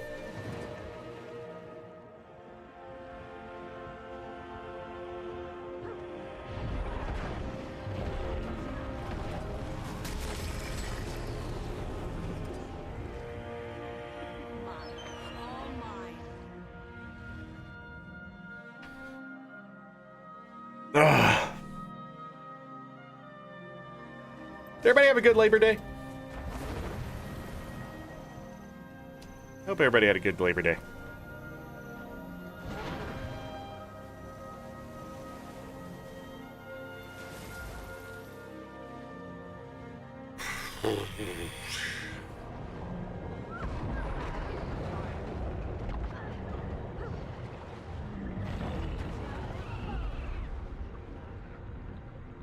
My wife, she ordered food last night, and there were these chicken tenders, and they are not chicken tenders, by the way.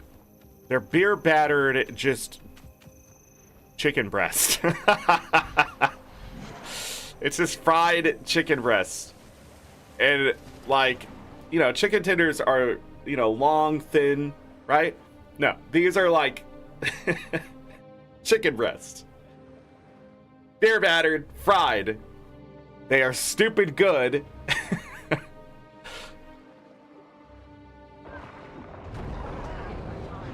I ate one of them, a leftover one, before I started stream today.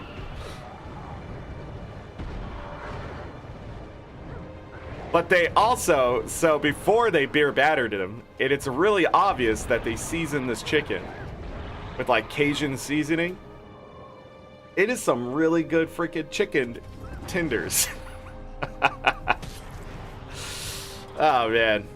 It smells like how you want greasy food to smell like too. Like your fingers, like when you're done, you're like, that smells good, you know?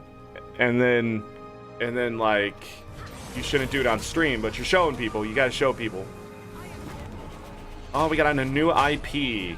Interesting. Shiny.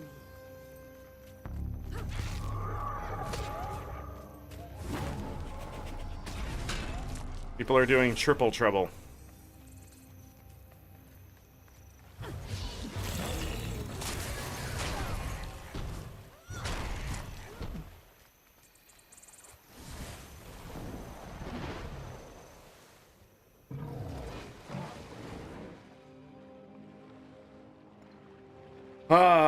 Ba-dum, ba-dum, ba-dum.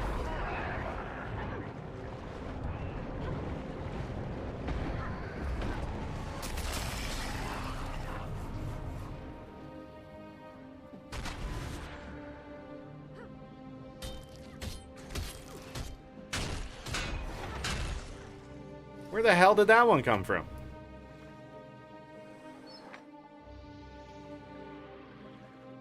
So Golem Mark II is happening right now.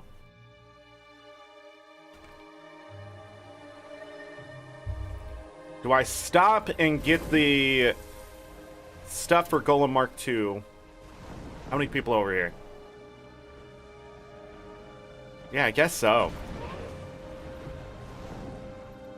Rich Node is up here. Awesome. We'll do that for waypoint costs. And just to have.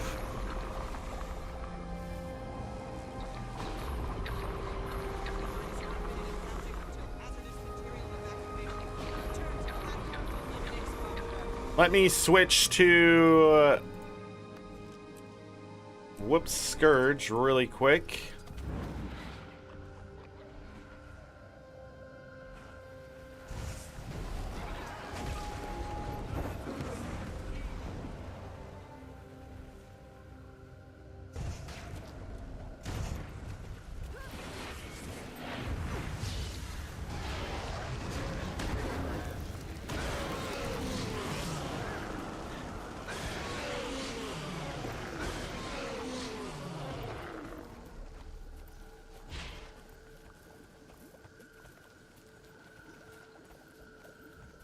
It's so close.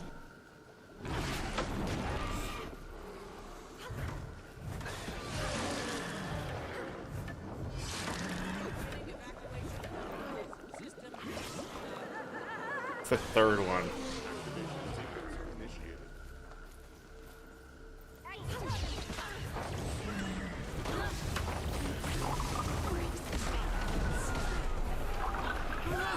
That's okay. No!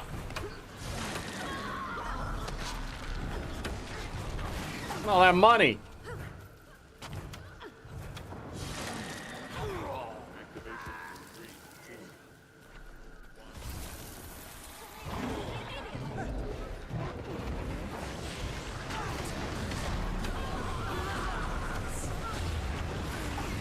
The flip. 486 karma. Was there no, I will take that.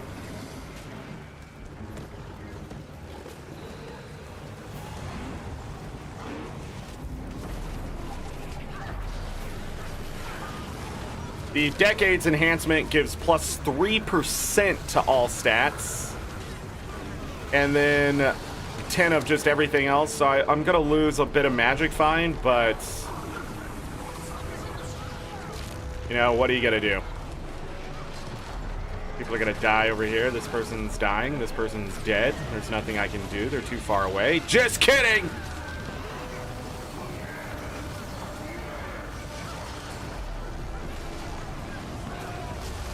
Person's dying. They're gonna go down. They're dead. 100%. They're surviving. They're living.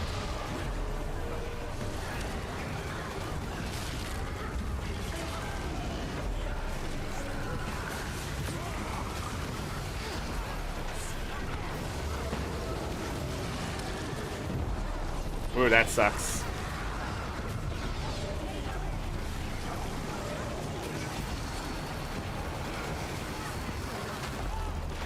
Whoa!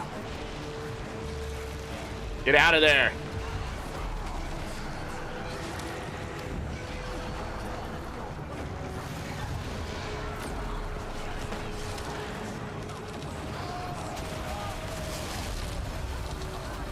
This fucking dead person right here is killing other people because ArenaNet doesn't understand that down should have priority over the dead.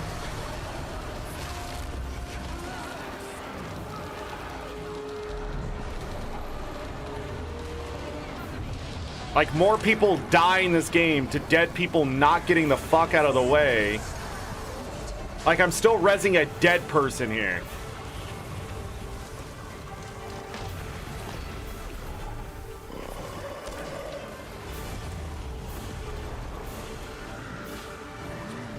Waypoint, run back, nerds. You suck at the game. Alright, let me grab banner. And change back to Reaper. And we gotta get going out of here. No, I gotta freaking go.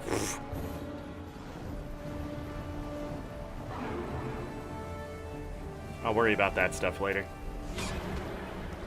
Huh. I think I got the... Oh, no, I got this one.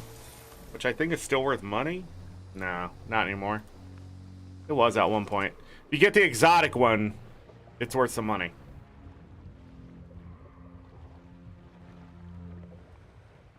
Now, you may be asking, Zorric, why do you never change to your skimmer when you're under the water?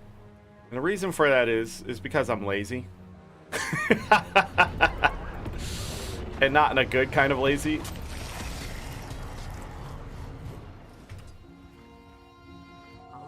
That is why. So, if you see I'm not doing something, and you know how to do it better, do that.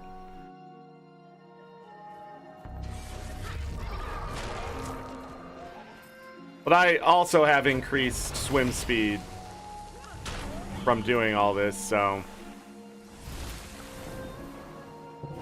Get where I'm at on that. 15%?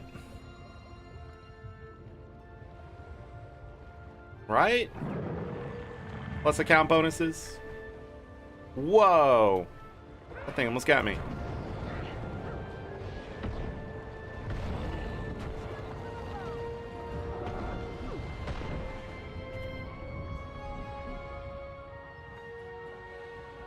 Lornar's Pass. How many... We've been going for almost 2 hours here. How many,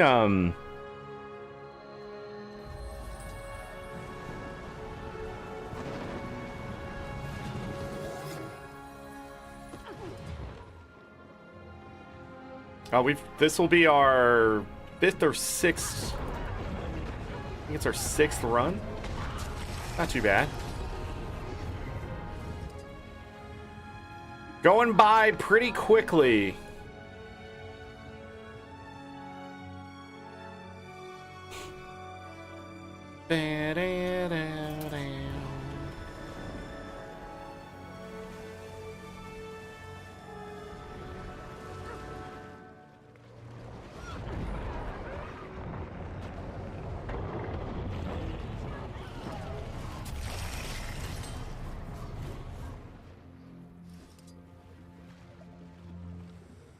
Okay.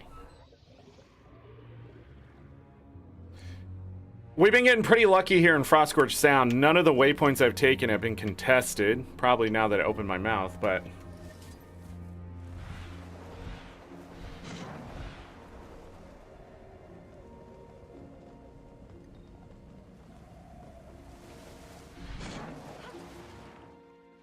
Okay. The final one. It also has been going by really fast today, thanks to the fact that other people are doing it. So when you can just walk up and grab the chest and then pour it out. So there's a few things to make this faster. First of all, use your skimmer. Change your mounts. The other thing I'm not doing is that you can actually put the waypoints in a chat, specifically like a personal guild or whatever, and then just click on them in order. So you don't have to go to the map and things like that. It'll just take you right to the waypoint. Well, shit.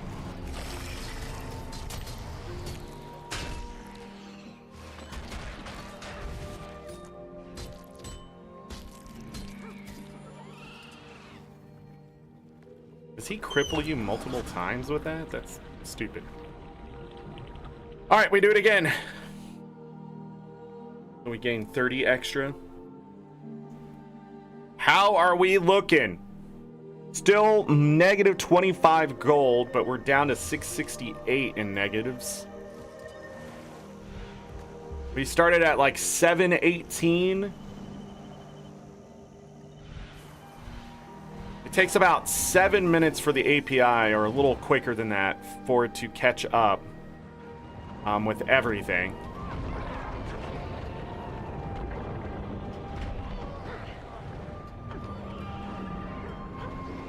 What is going on? Die, dude. Why is that guy in a cutscene? What?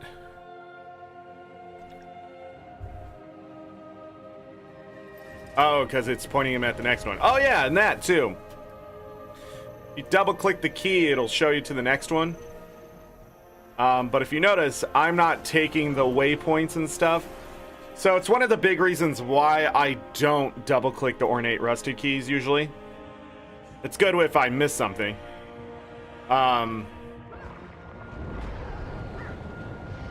But I don't take the waypoints that they show, because it ends up costing me more money by taking those.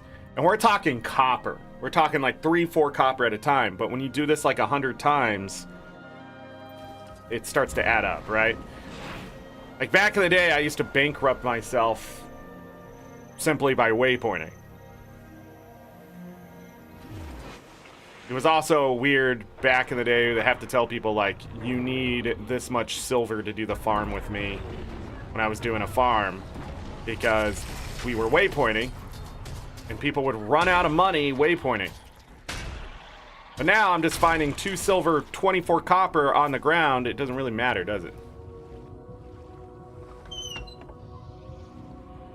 Because then I'm going to waypoint for a silver 68. So we got 2 waypoints and some. Yesterday, I think we ended up still profiting on coin. After all the moving around. This is another new map, isn't it? Yeah, because that wouldn't be back yet. Wow. I don't know how I keep missing things right in front of my character, but man, is it getting bad.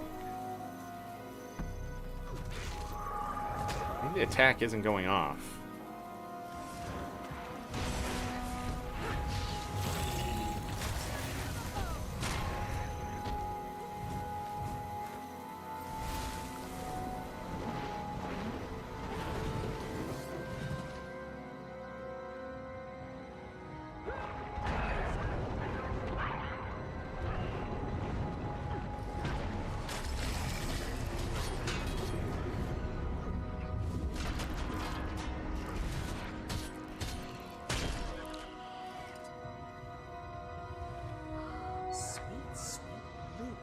Sweet, sweet loot. Already back to Mount Maelstrom? Holy crap. Doo-doo.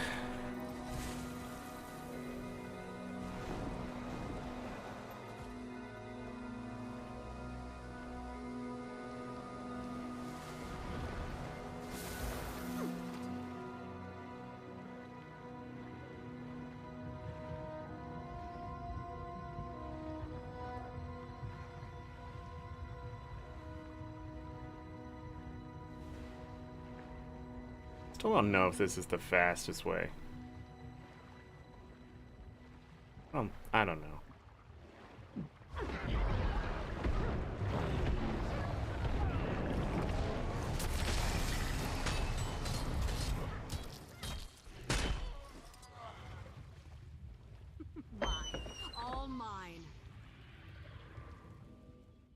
What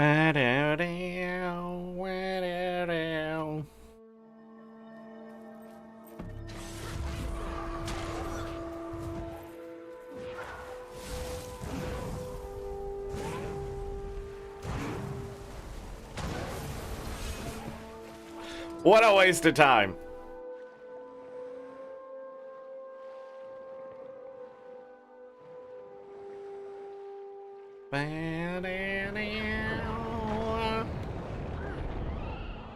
Nice.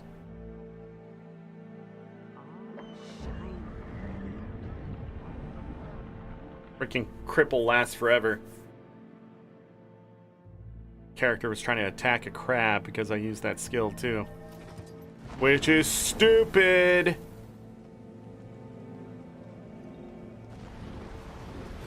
I'm going way too far.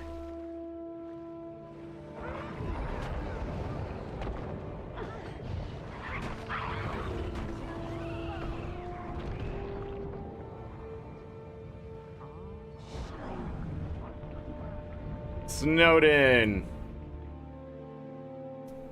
I guess it is the halfway point.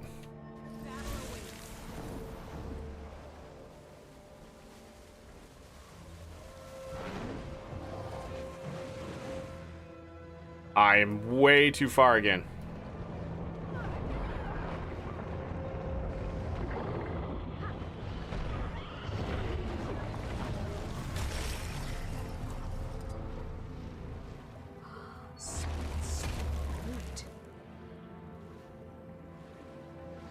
All right.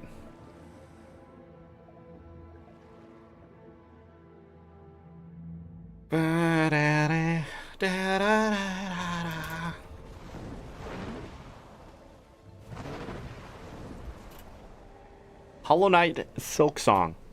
This Thursday, we begin the salt. I mean, the fun.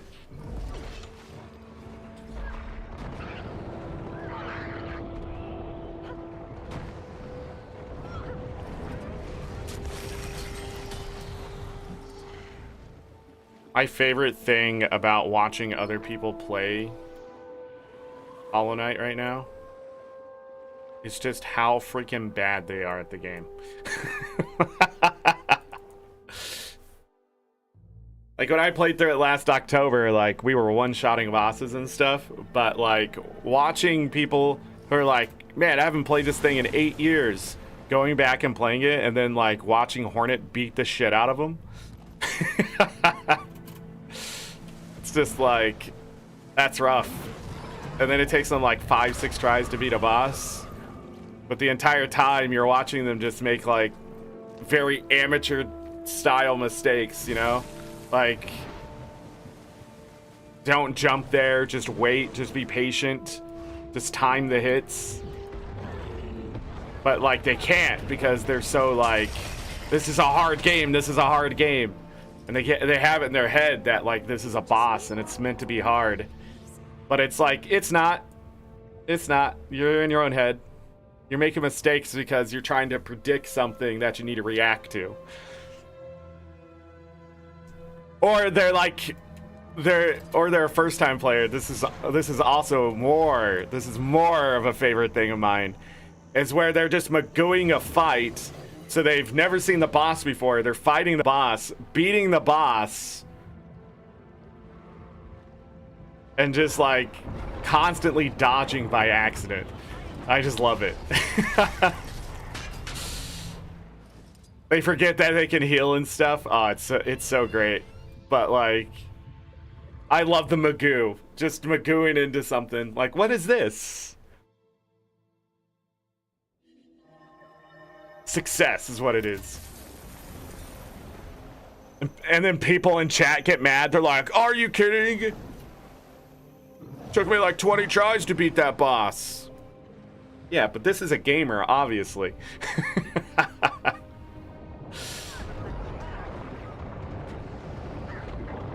Or like they know Silk Song's coming out, right? And everybody's excited about it.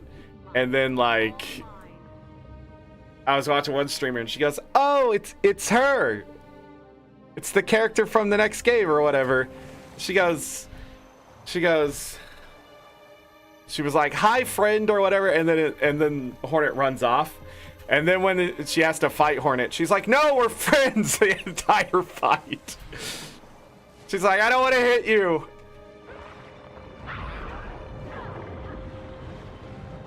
It's like, it's not that kind of fight. It's not life or death. She's just trying to see if the knight is worthy of being here and is capable of actually doing anything. She's like, it was so funny. For like the first 2 minutes, she's not even trying to hit her. And I'm just like, that ain't gonna work out for you. Beats her on the first try. And then, like, final health, first try, blah, blah, blah, gets the new skill, goes to the next screen, dies immediately. It's just my fave. Just like, this Magooin.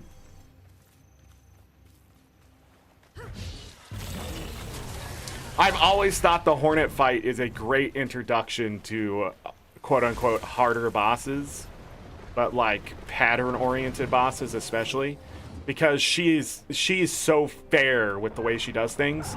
Because a lot of times Hornet just jumps around in that first fight. She's not even trying to hit you. She's just trying to have you run into her. And that's like the lesson of you don't even have to move most of the time. Like, avoidance is as easy as just standing still, you know? And I think it's a great lesson of how like retro bosses used to be, because a lot of times retro bosses back in the day, they didn't actually move that much. It was just you had to dodge their attack. So when you have a boss that does move back in the day, like the only problem was if they touched you. And so like while Hornet does do some attacks and things, they're not over the top like later when you have like who am I trying to think? The Mantis Lord. Because when the Mantis Lord, he's not only just moving around, he's trying to close in. And if he can't close in, he just starts using a wild attack because he's like, you know, you suck, I'm gonna kill you since you're avoiding me. That's because the devs, I think when they redid him, they overcompensated for people who were just, you know, flying back. I got another ornate rusted key that were just flying back and forth across the top, and it ended up making that fight so much harder because when he hits you, it takes away 2 points of health versus just the 1. And it really sucks. I hate the Mantis Lord fight. It's such an unfair fight. Even with the person coming in to help you. I forget her name, but I'm wondering how much of that is going to be in Silksong, or the bosses are going to be simplified sometimes. And I sort of hope so. I hope there's just some bosses that are just, you know, they're just there to beat. Like the mini bosses you'd find across the map and stuff like the Gruz Lord or whatever it's called. I forget what its name. Gruzzlord Queen or whatever. Like, it's not a hard boss. Again, it's just avoidance. But, like, just having those in places and stuff to let people just win is very good for games like that, I feel. Because it opens up stuff. It feels like you did something. There's progress. That kind of thing, and I think that's extremely important. But I just think in Hollow Knight it didn't happen enough, because some of the mini bosses that you run across, they're not mini bosses at all. They're like really hard fucking content. I'm trying to think of the name of the fucking thing that jumps around and just keeps spewing shit at you. That, like, in the guide they're like, we're gonna make this like the 5th boss you fight. And during that guided run and then last year's run, I didn't fight it until way later. I intentionally avoided it because it's such a hard fucking fight. Because not only does it move back and forth a little bit and then it can attack you with melee, you gotta dodge the projectiles and you gotta time your shit, and then it starts jumping around. So when you have like a much higher DPS, it's not so bad. This is a new map.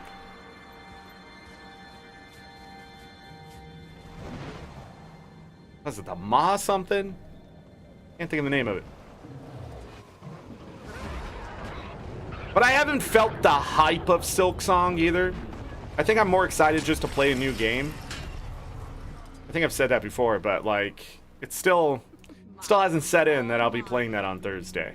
While other people, they are just, oh my god. Oh. Such an unnecessary thing.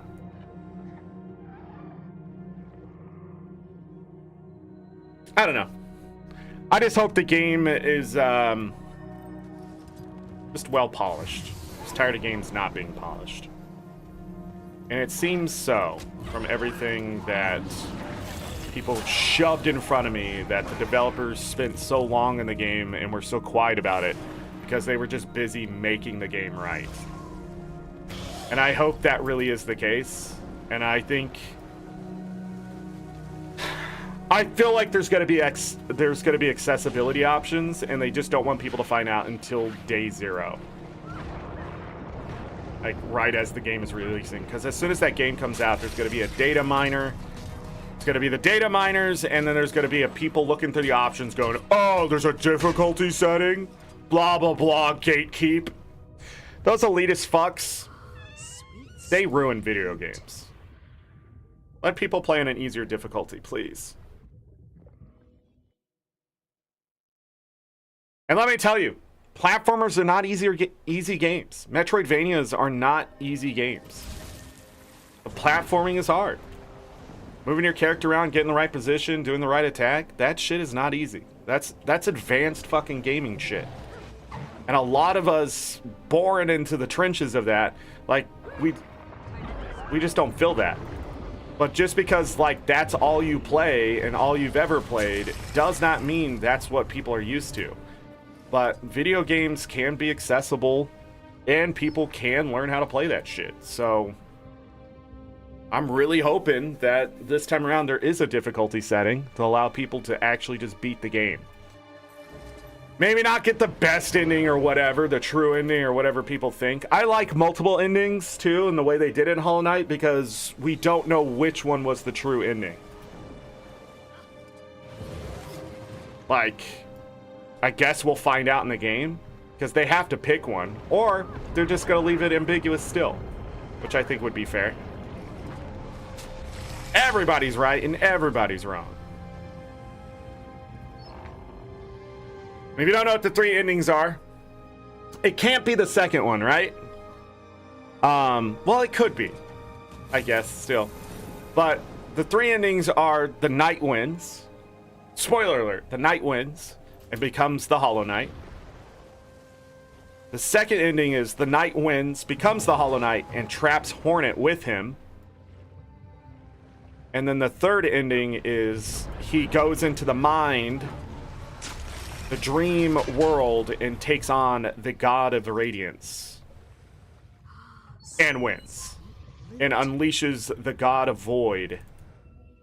The Void God that consumes the Radiance.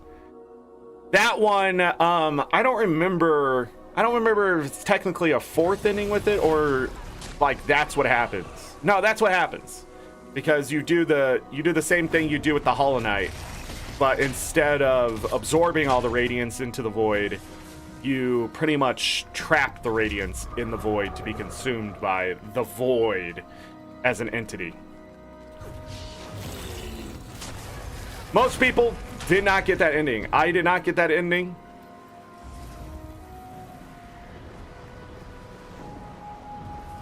But my favorite thing about the siblings ending and the official ending is when she throws her needle into the Hollow Knight's head to open it up for the dream state, so the knight can go after the god of Radiance. And she screams, "Get good." And the devs have said that was unintentional, but I mean, like, I mean, Bafanada and get good. Isn't that where she says it? Or does she say it? Or does she say it during her second fight? I don't know. But just having that sound that way, just either way, I guess it doesn't matter.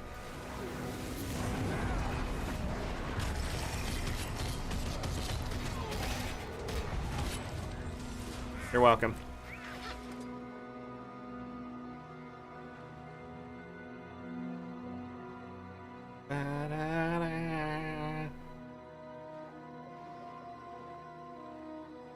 I still think the City of Tears boss, what is his fucking name?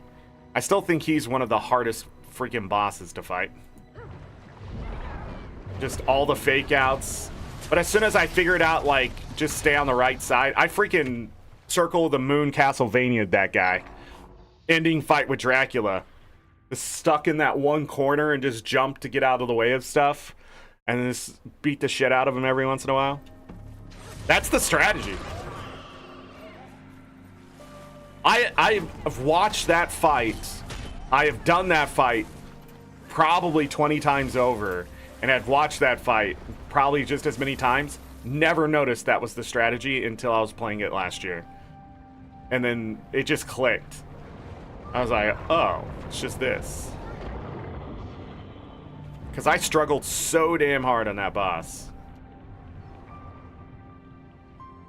I think I rage quit on that boss the first time I was playing through that game. It was the mage dude. I can't think of his name. Can't think of any of their names except the Mantis Lord, which is the like probably the hardest boss in the whole game besides the Radiance.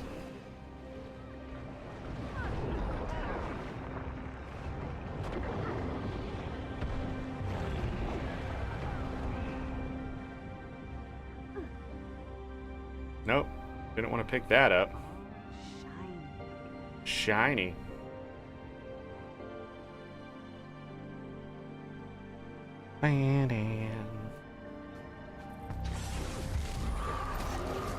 The thing I am looking forward to, if you're curious,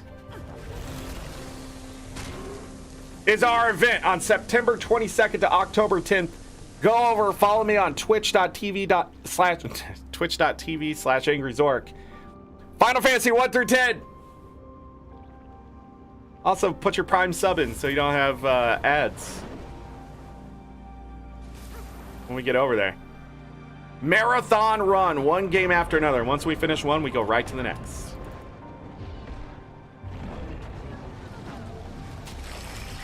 It is going to be scuffed.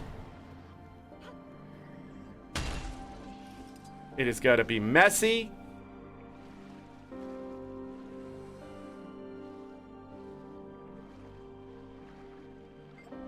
No! Let me open the fucking chest! Ain't it? Love of God, man. NPCs are not that important in this game. Then I have to ask the question, why did you put the chest there if there are NPCs that are going to be hovering over it, preventing you from just opening it? Gotta ask. Mismanagement. That's correct. Because if you had a manager, they'd be like, those are overlapping. Probably a bad idea. Make sure we get it tested so it isn't annoying. Did any of that happen? No. Guaranteed.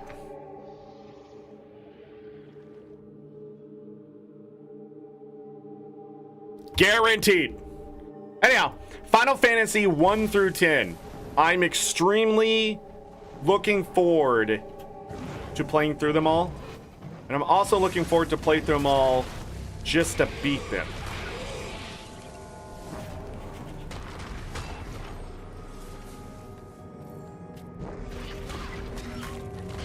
I'm not going to change any of the parameters of the game either.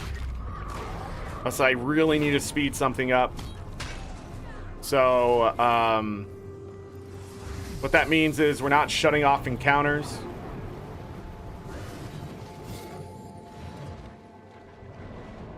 I'm sorry, there's a car outside. And it sounds like the person doesn't know how to drive, which makes a lot of sense where I live. They were going, yeah, yeah, yeah. I still hear them. They're going down the road.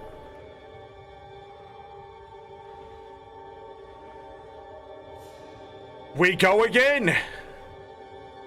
All this gold just sitting in my freaking bag.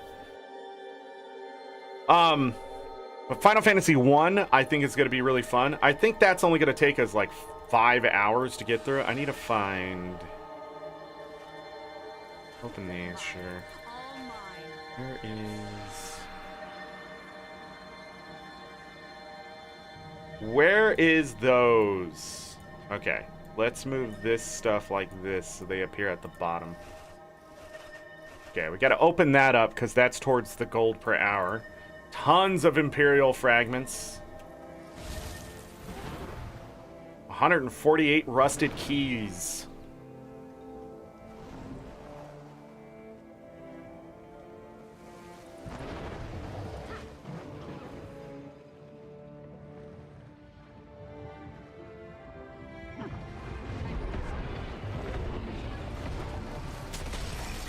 But I think Final Fantasy 1 is going to take about 5.5 hours. I think Final Fantasy 2 is going to take 10 hours. Really hope not, though. I think the way I'm playing it, it's just going to end up being a lot of grind for that, so we don't have to stop and grind later. Stopping and having to grind later is a death sentence, by the way, for the marathon. Because grinding early is the way. Grinding late can just suck. Just absolutely suck. Final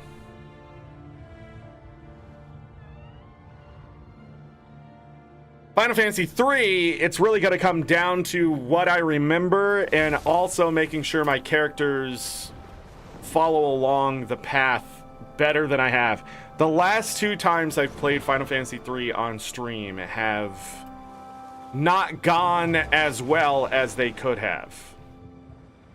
Because I just forgot simplistic little things that needed to happen.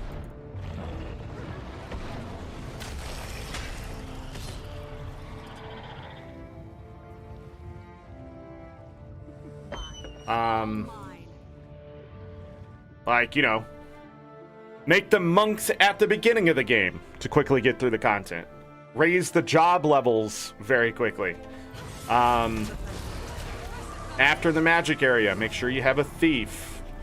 I think we had a thief the entire playthrough last time. Or close to. But I don't know if I'll do the thief because I don't need the drops specifically, right? Or to steal anything. We're not going to get every summon either. Sadly, the summoner just sucks. The evoker in Final Fantasy 3 just sucks. So...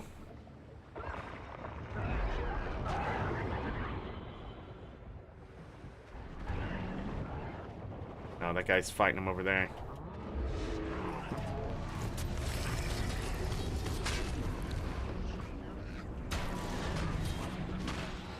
Help him out.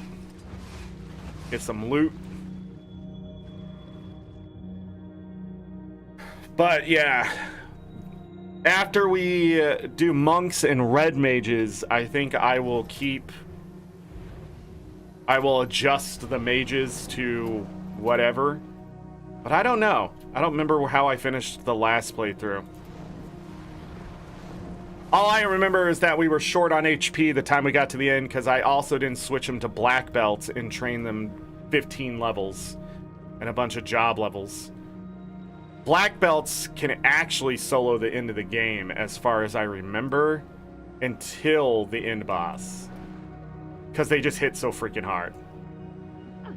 So it's in my best interest to quickly switch them over, get as much HP out of it as possible. Because in Final Fantasy 3... Oh my god, he's underground. Because in Final Fantasy 3, HP is everything in that game. Final Fantasy 1, HP is pretty important until about 400 HP. Then after that, it doesn't freaking matter. You're gonna want defense. defense and evasion. And then Final Fantasy 2, you just need stamina and HP to a certain point. And after that, it's like nearly impossible to die. But what you're also looking for is high evasion, so good agility, high evasion, and magic evasion, which is one of the harder stats to increase. So in Final Fantasy 2, we're going to be very focused on getting our magic defense up as much as possible, as early as possible, for various reasons. Because in the first 3 games, it really depends on how many quote-unquote hits you do. Uh-oh.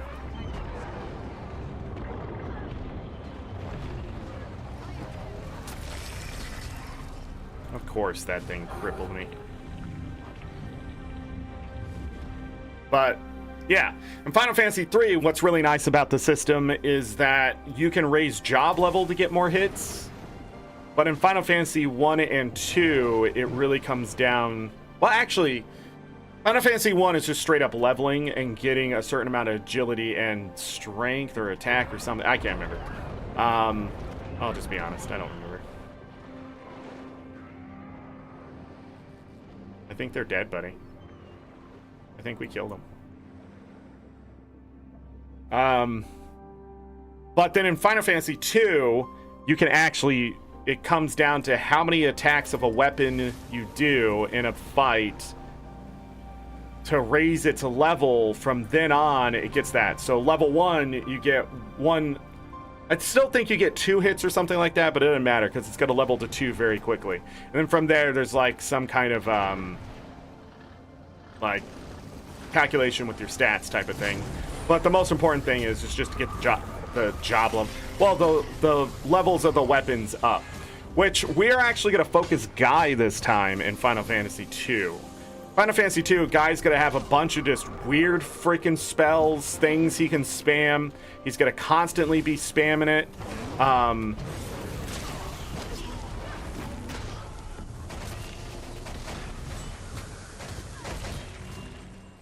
Alright, got gold that time. Opening the waypoint back up. But he's going to end up using Ultima, and when he gets Ultima, he is just going to be armored as well as possible, spamming Ultima. And everything in that game is in tiers of 24, I think. So you need 3 things to get to level 8 for every tier. So you have to spam magic to level 8. You have to get the weapon levels to level 8 or higher, but you want to do it pretty much in even sets as much as possible. But it's every 24, I'm pretty sure. Let me look really quick. That's Final Fantasy 3. That's right, I have all the pathings. Yeah, so every 24 levels, it goes up a tier, and you wanted to get it to like tier 6 or 7 to do... down to negative 21 gold per hour, 580.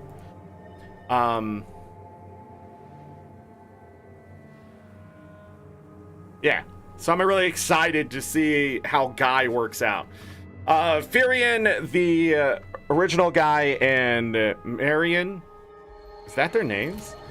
But anyways, she will become a flare caster.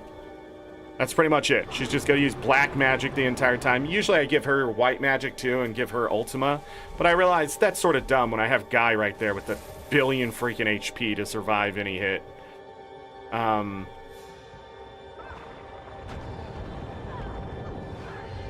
then Firion's just going to be a jack of all trades, whatever I need him to be. Extra cure, white knight type stuff.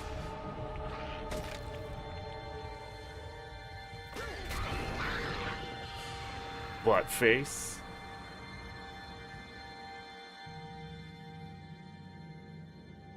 Wait. That wasn't there, was it? Did I grab the chest over here?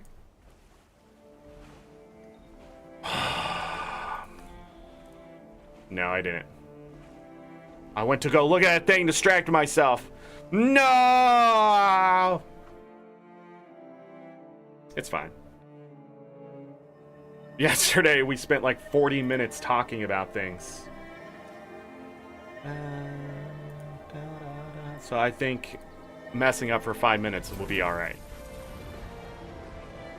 But anyhow, yeah, I'm really excited to play through Final Fantasy 2 and 3. Really think they're very underrated Final Fantasies that the Pixel Remaster brought back and did very well. With the systems. Brought back the best systems, I think. I can argue that the remake from Final Fantasy 3, the 3D model one, as much as I don't like that, what they did with the characters and stuff, and just sort of the look and feel of the game, the system behind it is actually pretty good. But my biggest issue with that one, that just makes it like a freaking 7.5 out of 10 Final Fantasy 3, is that the fact you don't keep your job levels. And I think in the original you don't keep them too, but in the Pixel Remaster you do. And that makes all the difference when having to change jobs. But I can't remember. Maybe that's wrong in the 3D remake? But keeping like the job levels between moving jobs is extremely important. Because it's so much grind if it doesn't do that. To get like a thief up to where it needs to be and stuff like that. To do the Onion Knight stuff, if you don't know what that is, it is the Onion Knight equipment can be found by beating like certain specific dragons. What the hell is going on? Spin! This map is laggy as shit. What the fuck? Still saying I was in combat. There's some crazy shit going on right there.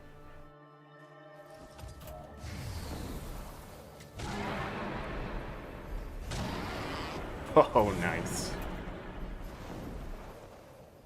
But anyhow, that's why I think the Pixel Remasters are just superior in so many ways.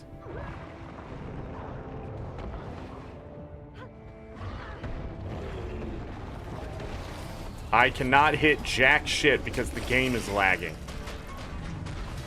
I'm pressing skills, and my other skills haven't gone off yet. Also, fuck those crate that just slither away to nothingness.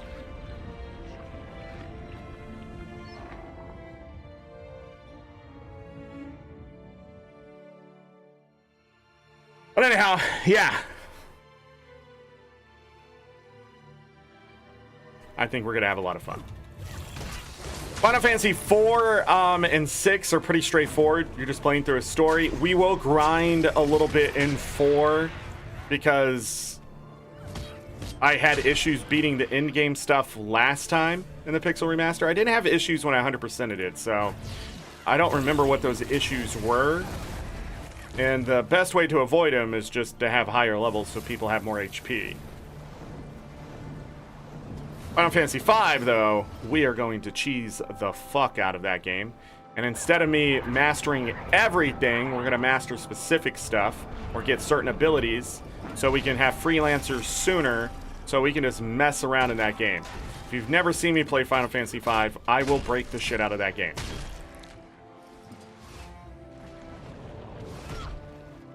And I will not care about any of the enemy's feelings. They will get absolutely devastated and destroyed.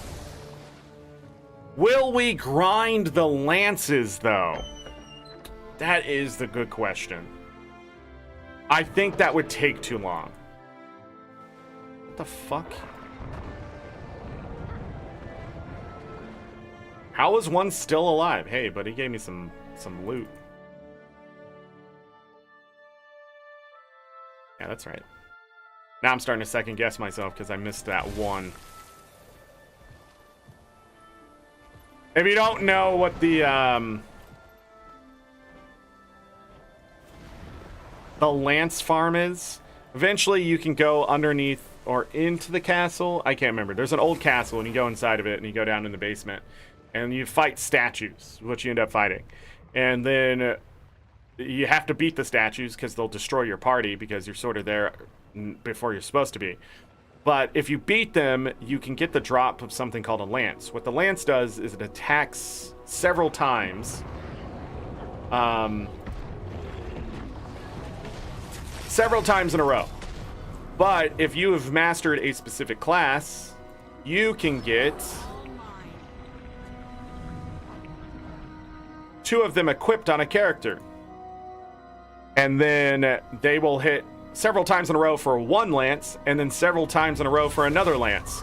Which I think, I feel like it's either 4 or 8 attacks in a row. And if you have other classes mastered, like best strength, best stuff like that, and then certain equipment, you then compound those attacks with just high crits and just high damage, and pretty much nothing survives.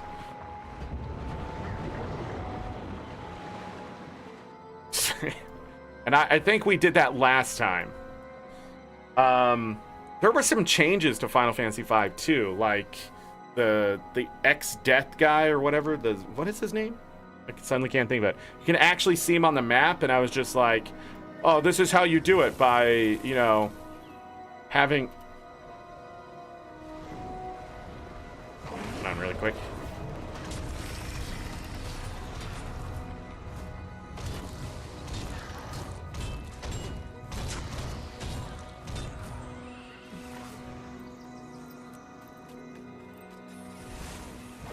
Anyways, and I was like, oh, you just go pretty much pixel by pixel across the map, tile by tile, by just simply doing this. And then I saw him on the goddamn map, and I was just like, oh, what a great change. That makes this entire strategy I have only useful to the original game.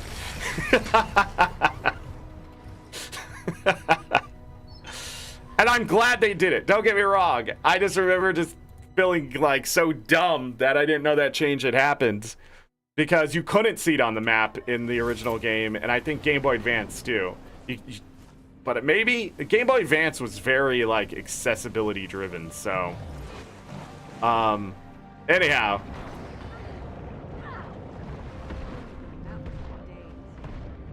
what's happening?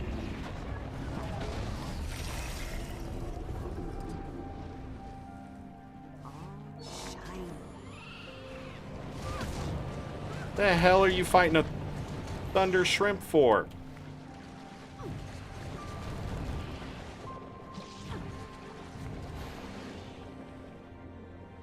Are we done? Okay. Final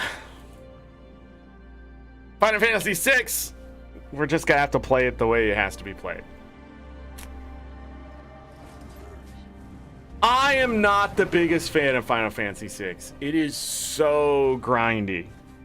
You have to do so much shit to get the strength to just survive at the end of the game. I think last time I did Final Fantasy VI, like, one of my characters just got wiped out at some point. And I don't remember if it was Binary or somebody else who was like, oh, now I see why you did this. And I was like, yeah. Because this game sucks. The end fight sucks. Kefka is not fair. There was somebody in chat that was a regular. Same thing. Final Fantasy V, if you want the true ending, you got to get all the characters to live. Because if they're not alive at the end of the fight, they don't get credits. And then there's like different scenes based on that.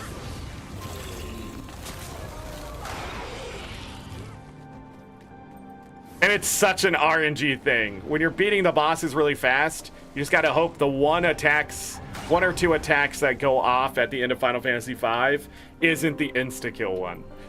Because it's not exactly like something you can block. You can evade it, I think. But like, if they hit you with it, like, you're dead. You just gotta hope they're not gonna use that skill.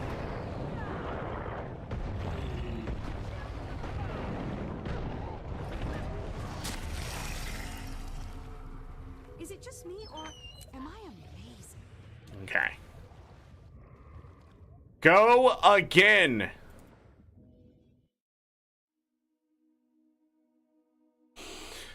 I don't know if we're gonna do weeklies on Twitch when that happens.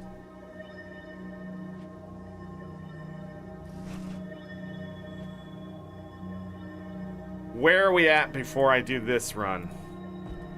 So we're still at negative 21.5 gold per hour, but we have reduced our deficit by at least 150 gold, I feel.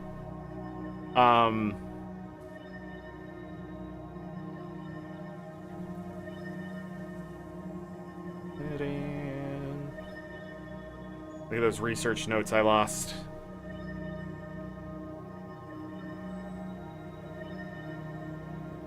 So, 360 nice swim speed infusions, 114 gold right there.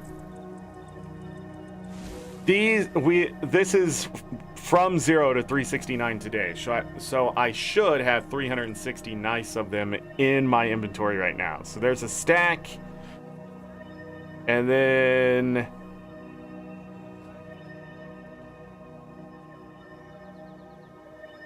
think, then boom, boom, boom. Should be like right here, yeah. Says, oh, the other ones haven't gone through yet, maybe? Because we got 8 of them in the last spot? Yeah. So, there it is.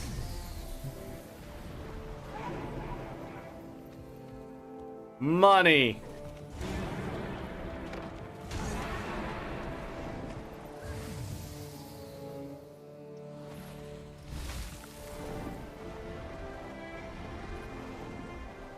Sunken chests are great. Down to 128 keys. And over a stack of them yesterday, like a stack 80 or something like that. It was crazy.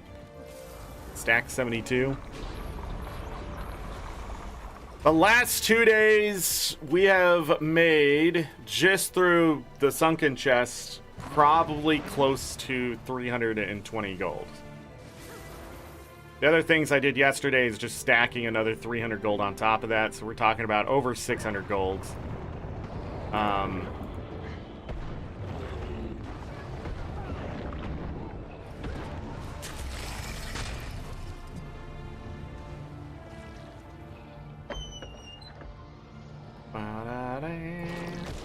You gotta be kidding.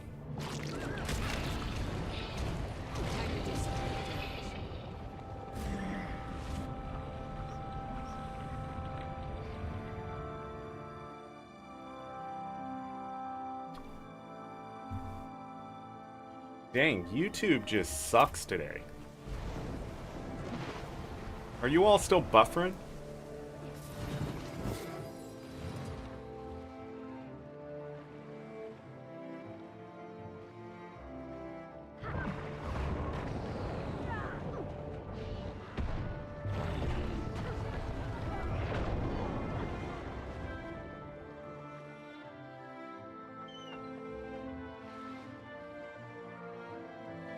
I'm in combat with something.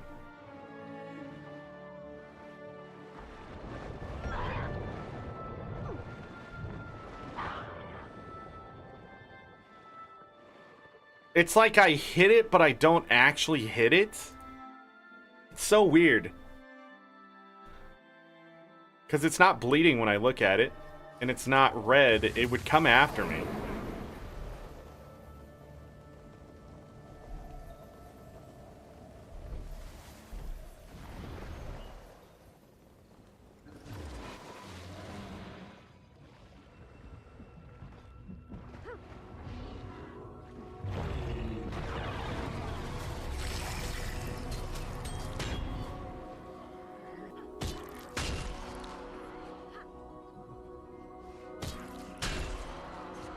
Oh my god.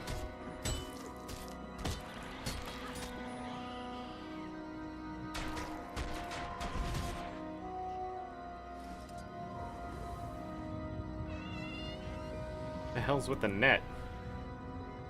I'm losing it. I'm losing it. Fucking it. Use the goddamn skill.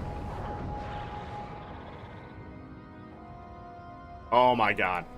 I'm fucking beyond washed right now. Crashing out. It's over.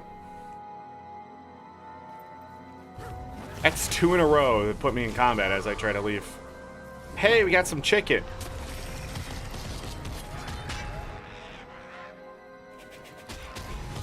Got some more chicken.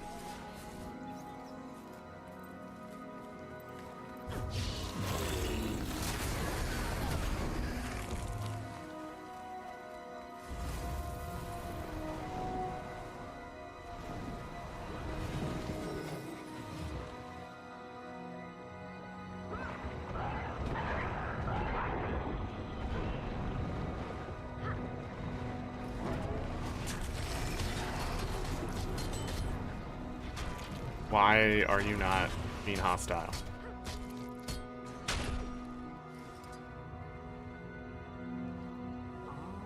Shiny. Come over here. One of these.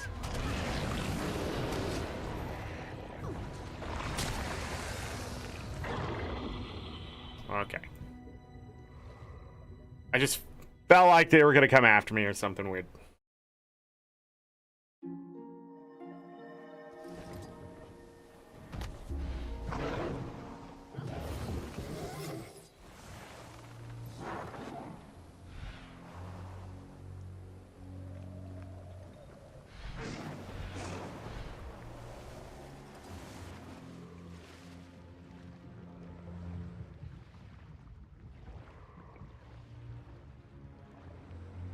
Ba-da-da.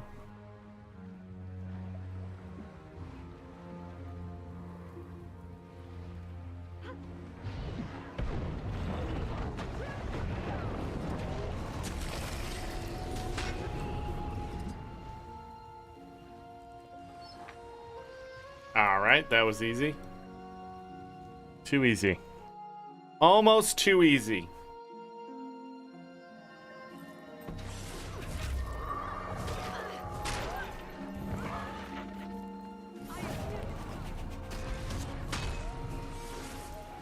Damn. How much chicken do I have? 17?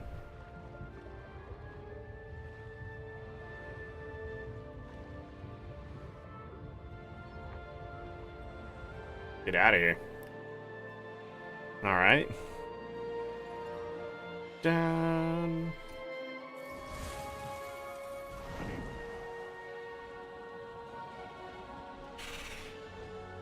Would you... Is YouTube dead? It just completely crashed for me.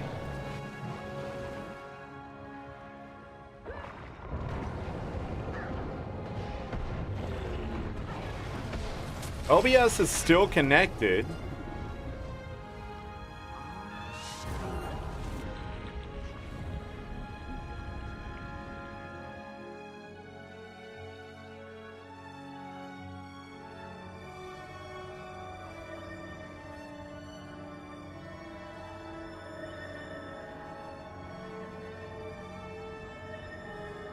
All right.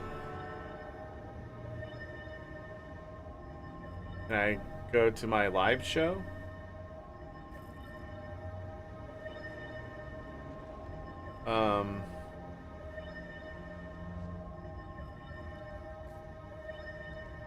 Gonna give me a moment here. See if I can figure this out.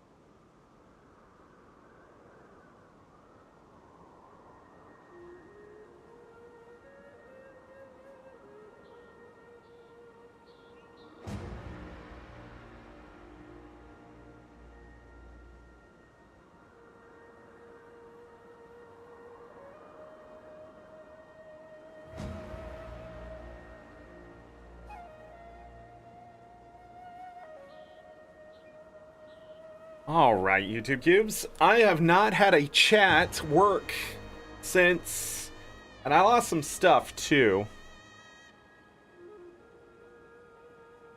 Okay.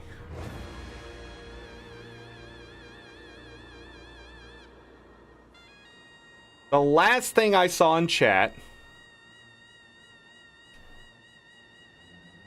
Last thing I saw in chat was row or just get chat banned like Cole within 3 minutes of logging in at 2:49. You have all been talking since then, but my chat did not move since then. So, and I also couldn't just refresh the page. I had to go all the way back, re-look through the stuff. I didn't lose access to the stream or anything like that. So, but anyhow,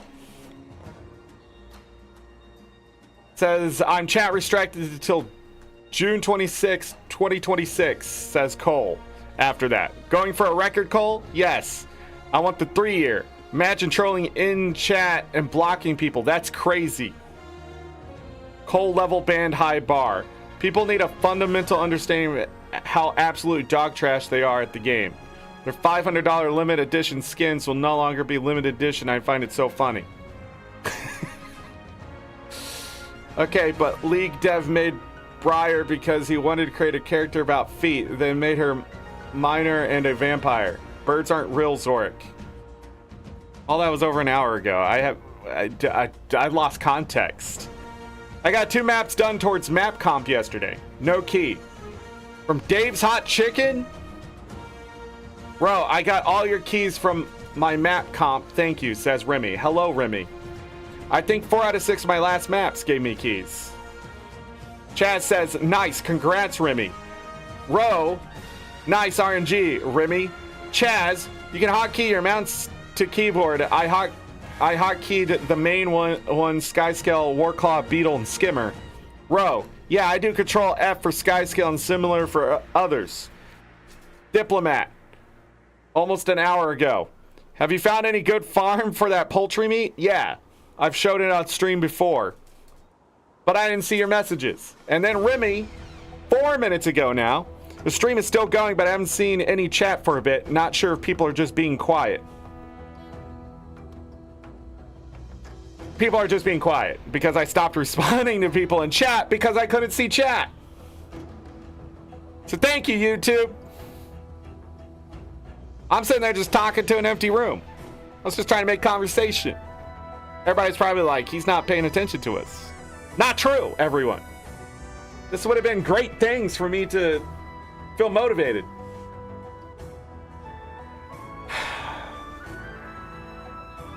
Anyhow, let's finish this the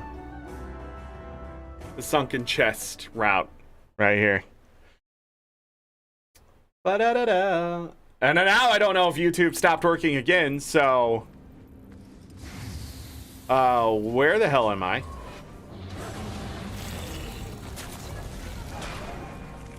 This is not where I logged out. Okay, so it threw me in the center of the map. Got it. Rich silver vein. Don't go after that, Zorric. Is this some chicken?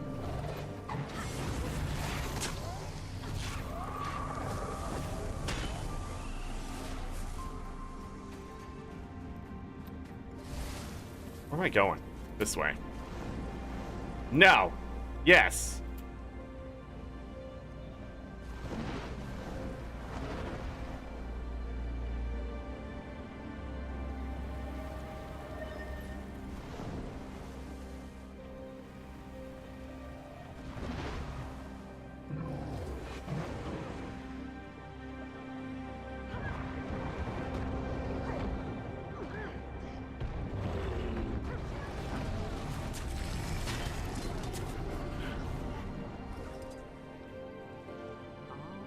All right. Off we go. Being quiet at work. How dare you work row? Okay. I see messages. You may have to refresh the stream. Chat hasn't been working for you. But this stuff happens other times where people's messages never get to me, and then I go watch the stream and I look over at what was being said in chat, like when it happened versus when like I react, and somebody said something I never remember seeing or whatever, and I'm just like, what is that? So if you ever feel like I'm ignoring you, I am not, usually. I usually respond to every chatter, which is toxic.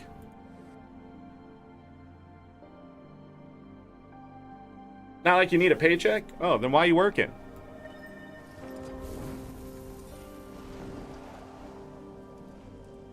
I'm too busy to chat? But I'm not, I'm just doing sunken chats. Crystal shard. Frick. Give me the dust, damn it! Thank you.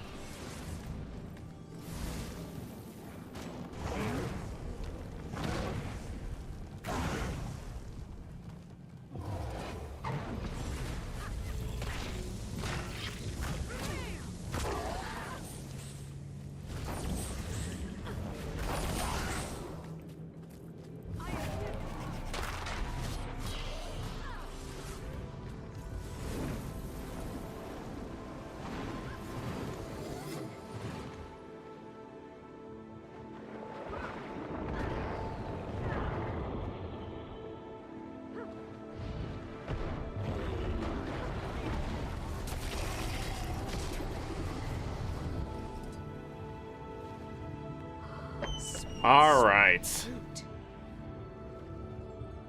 Let's go back to Arborstone really quick. I like the fact that I have gotten 14 ornate rusted keys this week so far. So this is where On top of the ones I had before the weekend started. Imperial fragments all over the place. A stack plus 172 of the swim speed infusions. I still have 118 ornate rusted keys. Been going about 3 hours. Don't know how long exactly we've been farming. Gonna go ahead and open all the rares.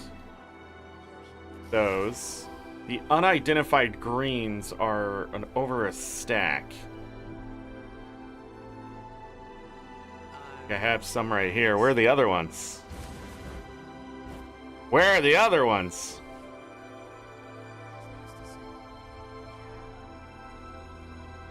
Uh-oh.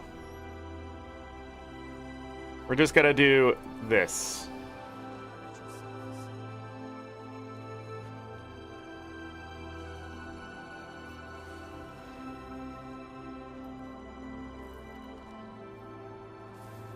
Okay, guess gotta use this. I have exactly a stack of green unidentified gear. That's silly. Got him. Keeping those, that, this, those. Don't need these. Sell them off. How we doing on gold per hour? Minus 20 gold per hour. Took a huge chunk of the negative gold. So if you're wondering why this is the way it is, it's because I made a legendary, and we're seeing the effects of losing that legendary without getting it back yet.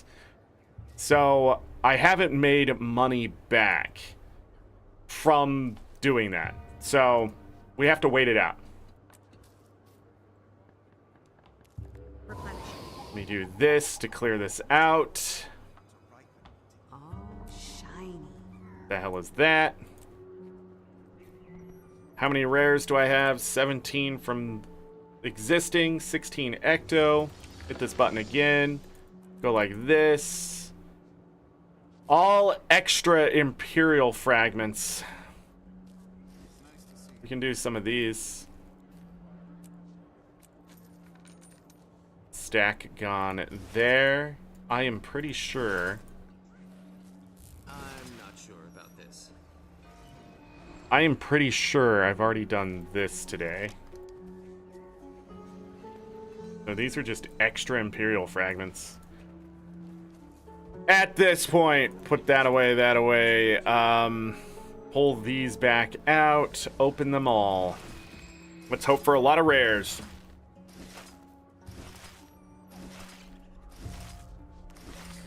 Don't need the entire office to listen to my rants? Yes, you do. Their lives would be better for it. Then tell them to subscribe.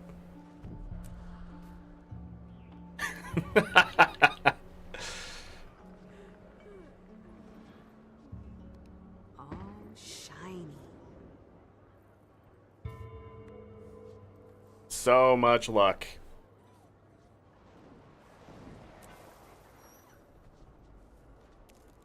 It is good to speak with you. Alright, and now more rares. 6 more rares. Put all that away.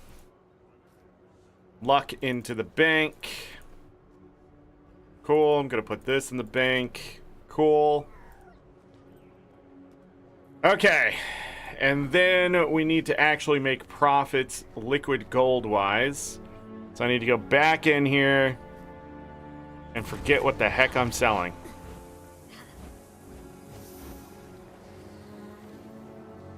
I'm not sure about this. Yeah, and these are the writs Chaz was talking about at the beginning of the show today.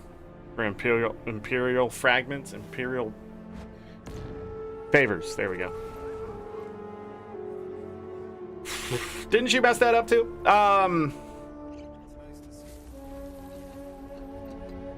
Alright. What the hell am I looking for? These. 422 I'm rich. swim speed infusions. Didn't get anything else of value that I'm gonna sell there. 17 chicken. How much chicken sell for? Still about 33. I'm gonna quick sell that. Swim speed infusions. You know, I don't even know if my swim speed infusions yesterday sold. They did. But now, like, the price of them has come way down.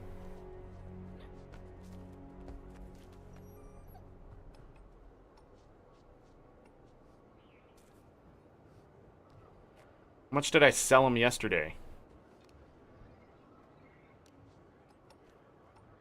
Sold all those tier 5 mats. They're just too cheap to do anything else with. Some of them could have been converted, but I'm not going to waste all that dust. Let's see here. I sold them yesterday at 32. And today we're going to have to sell them at like 30. Maybe 29. 55. Boom. Put a wall up. Gonna lower the price of that crap. Anything else? Anything else I'm willing to sell right now? Don't think so. Alright, so someone asked about poultry farming. Let me go show that farm really quick. Grab that. 666 gold. 10,666, 63.40. This number, yeah, this number is going to go up because I opened all that stuff. We're going to lose value to things. We're going to gain value, liquid gold, that kind of stuff, blah, blah, blah, blah, blah. I got to make up 681 gold right now. When it comes to farming poultry, you need to find a place with the chickens. Whether that's a raptor, moa. What else do they call them?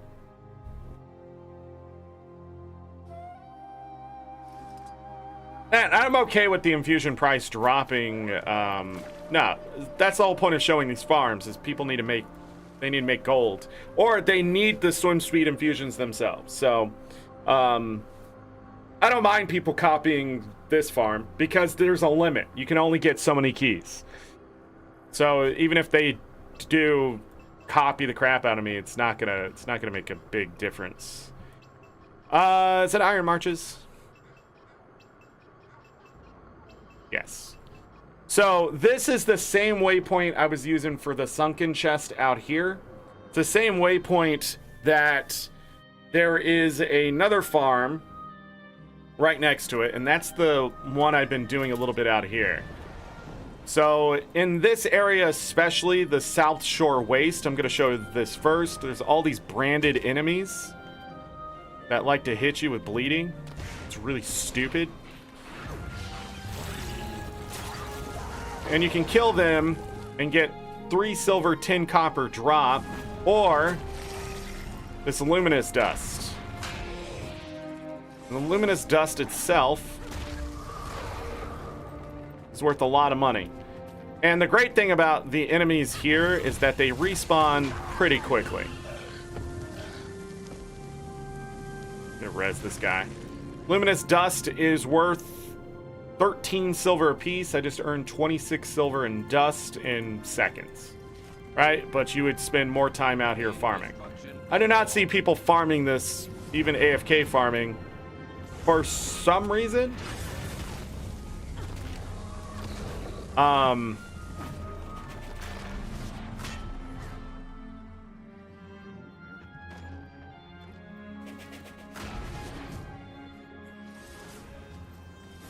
But anyhow, this is a farm in itself over here.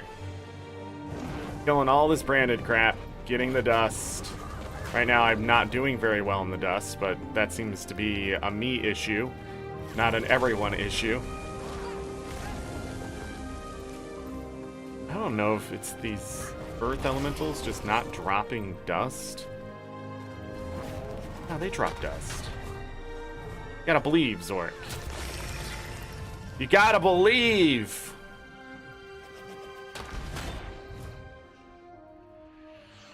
Or not. They don't drop dust. They drop barbs. Is this not the spot? It's not the spot. Maybe the game's just fucking with me right now. There's some dust. Nah, they have dust, right? Right? Kill branded while waiting for shatter. That's a good idea. Yeah. Unidentified here.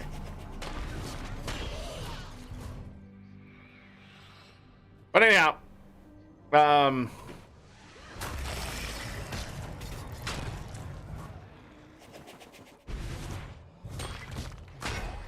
I think the fish farming is much better when it comes to dust. I'm just not getting the drops for whatever reason. There we go. 1 dust. Opportunistic.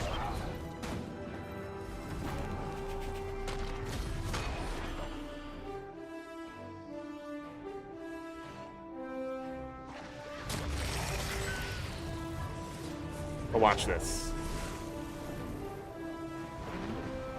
Alright, so you got these branded fish. They're pretty easy to kill if you have a good underwater build of some sort. Obviously, I don't. Why is this spear under the water so goddamn slow? Alright, I'm fucking done.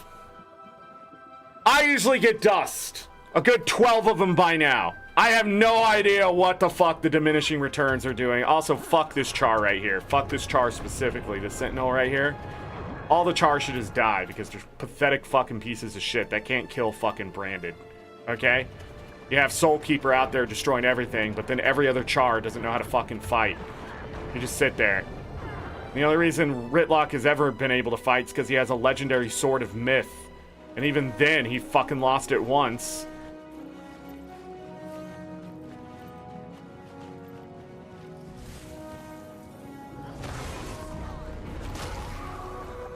One char is right, because that's the amount of brain cells they also have. Anyhow, away from my racism, light racism in the game, we are going to go over this way. Yes, and I'm immobilized. This is the farm right here. What you're looking for is these hatchlings.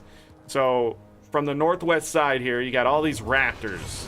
These raptors are chickens, because chickens are dinosaurs, so therefore they drop poultry.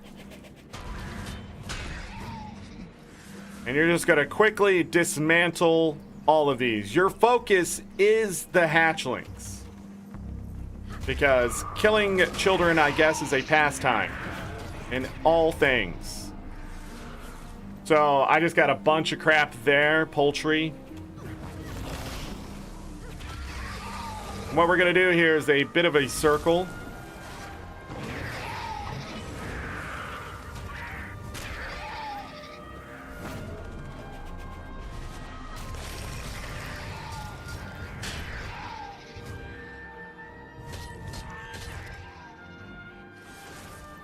And then we're just going from one group to the next.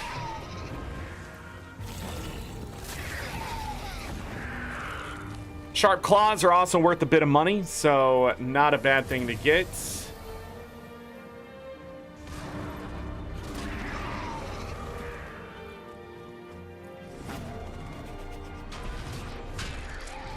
Nobody's been out here for a while. All these are giving me max experience. Or near so. We go all the way up this hill. And there should be some hatchlings, but it looks like maybe somebody else is here.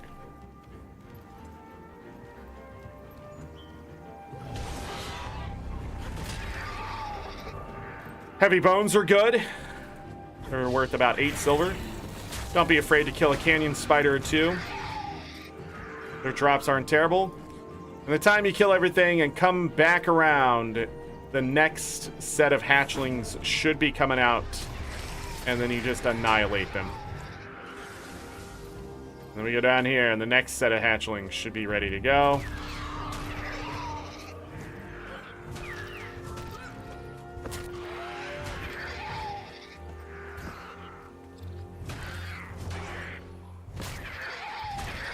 I like how when they...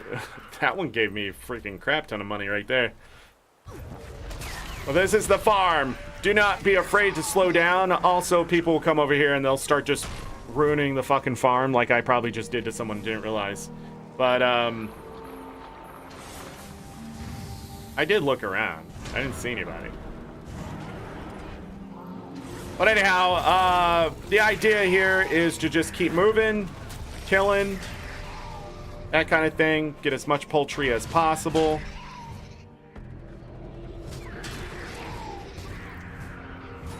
Diminishing returns will set in about 25 to 30 minutes in, maybe sooner, depending on how fast you're moving through, how many things you're killing, that kind of stuff. So, if you're moving too fast, you get back and the hatchlings aren't there. Try to kill some more of these adult raptors before killing more of the children. That's just it. It's a balance of things. That's right. They fly in, by the way.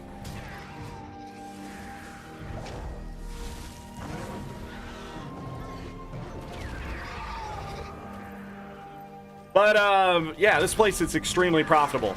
And the farm, for a while there, was extremely profitable because poultry was like 4 silver, and those sharp claws were like 7 silver. The other claws, the heavy bones were also like 11. This has always been a good farm spot. It's just the fact that, you know, you don't know things need to be farmed.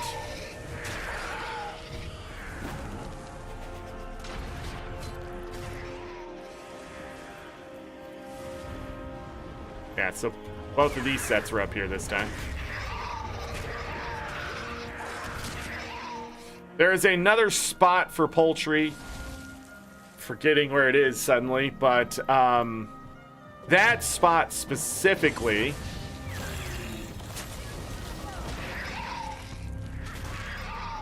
I need to go this way first.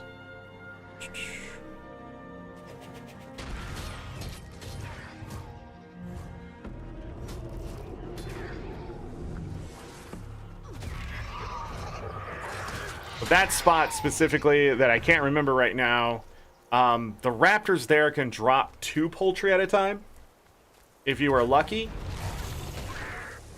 And it's pretty good. They're like, I think they're like in their level 30s or something.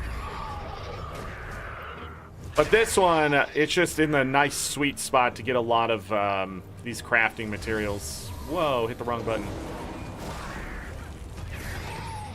And that is the poultry farm out here in Iron Marches. Right, this is Iron Marches. Iron Marches, yeah.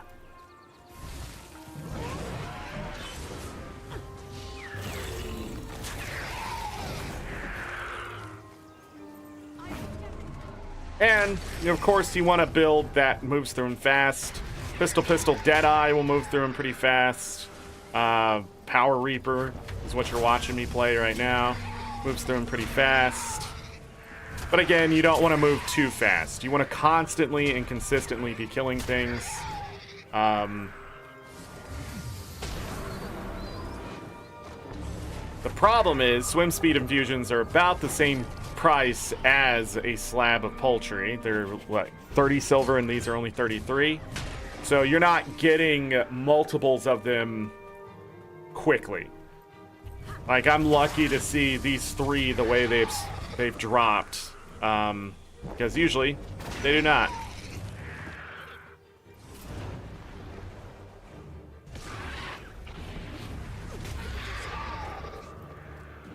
Got a lot of coin. Come here.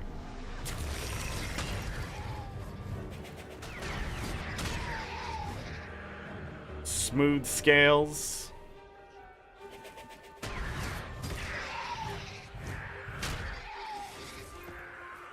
But yeah, that was 19 slabs of poultry, which was more than what we got earlier. About 6 gold, off they go. The other things of note here are the heavy bones that I got. 7 to 9 silver from those heavy bones. Let's go down. Smooth scales, 3 to 5, almost 6. Almost 4 to 6. And then the shark claws, they're about 4. A lot of people farming raptors, so not surprised. But yeah, those are there too. And then I don't know what kind of leather you get out of these. Threshold achieved. Oh, it's the rugged leather, probably. Yeah. I doubt the coarse leather's worth anything. But again, that is the farm. Easiest way to get poultry.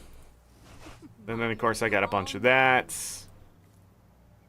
Whoa. Now. Oh, maybe. Hold on. Is this a spear? Something out here worth some money. I don't remember what it is now. It's a lower level drop. Hey, 3 ecto. Not too bad for 2 rares. There we go. Let me sell all that stuff. Boop.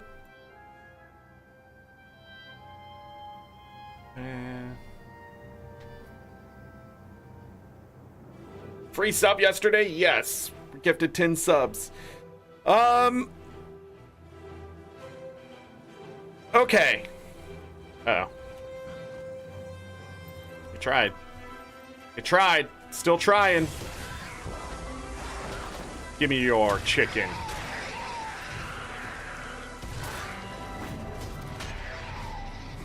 God dang it. More money for me. But make sure you're killing your chickens. Might as well do this. This little farm right here is a lot of fun when you're just like watching YouTube and stuff too. It's so simple to get just a ton of materials to sell.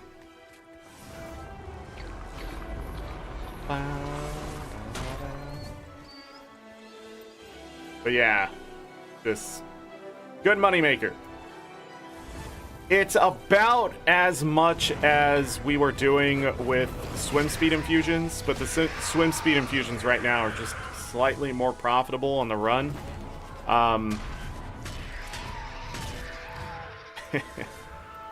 But yeah, this is what I do sometimes when I'm waiting for a world boss, whatever. I just find moas, raptors, and I just start killing. Gotta cull them down while the price is good, that kind of thing. This was really fun when the price was like 50 silver a pop and stuff like that. Really great farm. 64 gold per hour, something like that. We're out of warm Pepsi. I'm out of drink completely. But yeah. So this. Grab the gold. Yeah. Another 7 gold. Easy money. It's gonna do a rich node run just really quick too for the resources, but you know what? I don't think I am. We'll have to wait until reset anyways to get this other stuff processed out.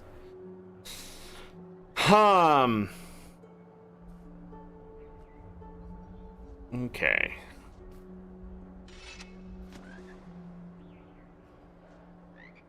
Anything else here I need to talk about? I don't think so. Got the new doorway.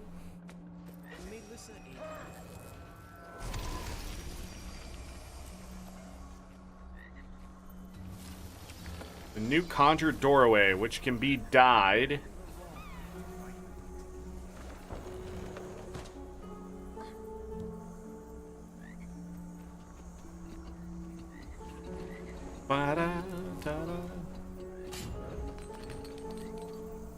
I need the door itself, I think, has like sparkles. But they're not dyed, so the sparkles aren't coming out very well.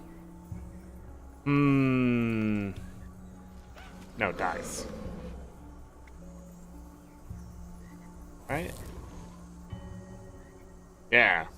It's like sparkles. Since they're black.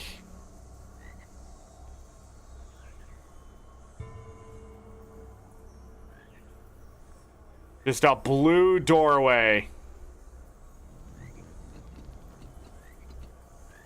Bum, ba-dum, ba-dum. Ooh. Yeah, now we can see the sparkles. Where is Abyssal Sun?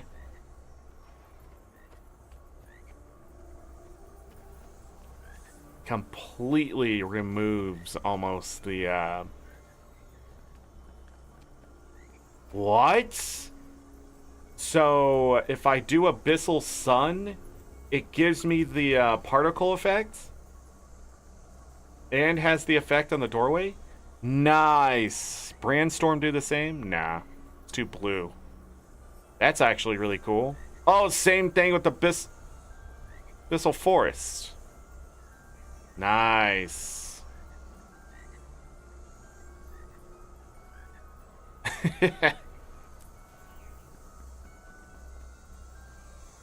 Where is Bloody Red? So weird how those dyes have a different effect on certain things. The C one. The deep. Ooh, not really.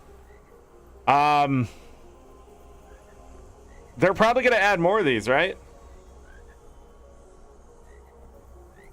Shadow purple. Wow, so yeah, you can still have a dark doorway.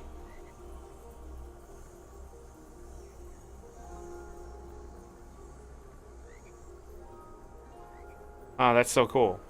All right. What is the one I'm thinking of? It's not Abyssal Sea. I thought it was C something. Abyssal Forest, but maybe I'm just wrong.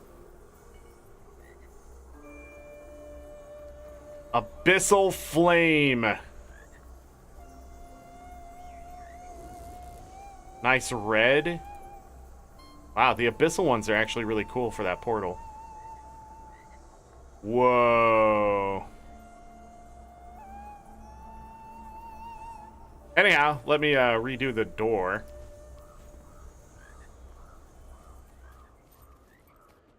So we can see the full effects.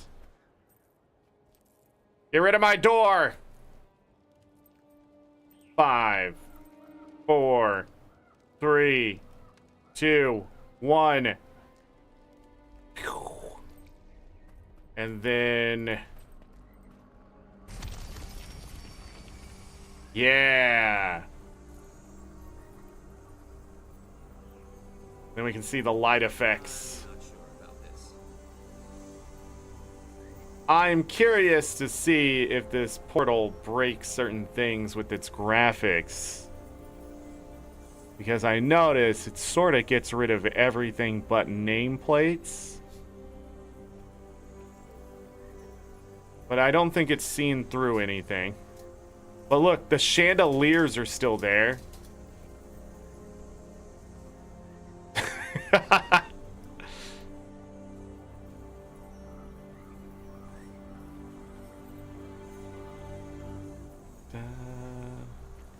violence, I say. Less violence. Cool. I don't know if I want to brighten that up any further. It's not very bright in the, here. The stone.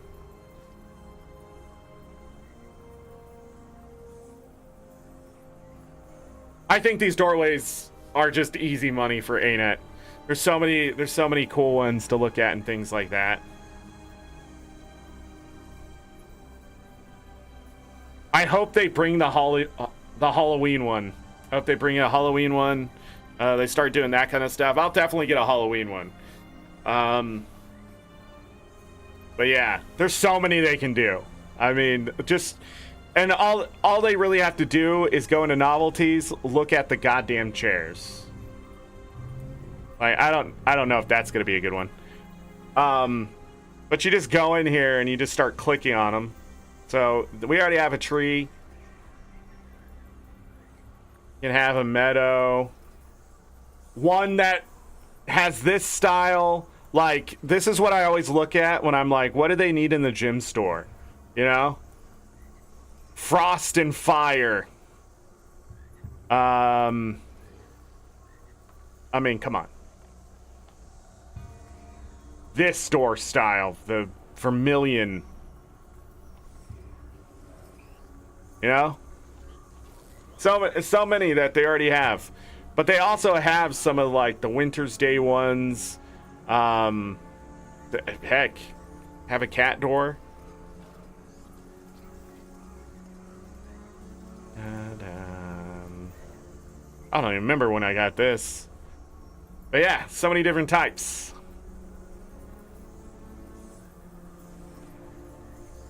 And bring back my executioner's axe.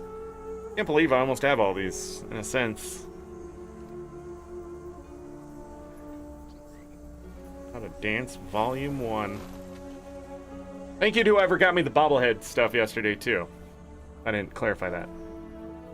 Thanks for sharing. You're welcome. Subs are nice, too.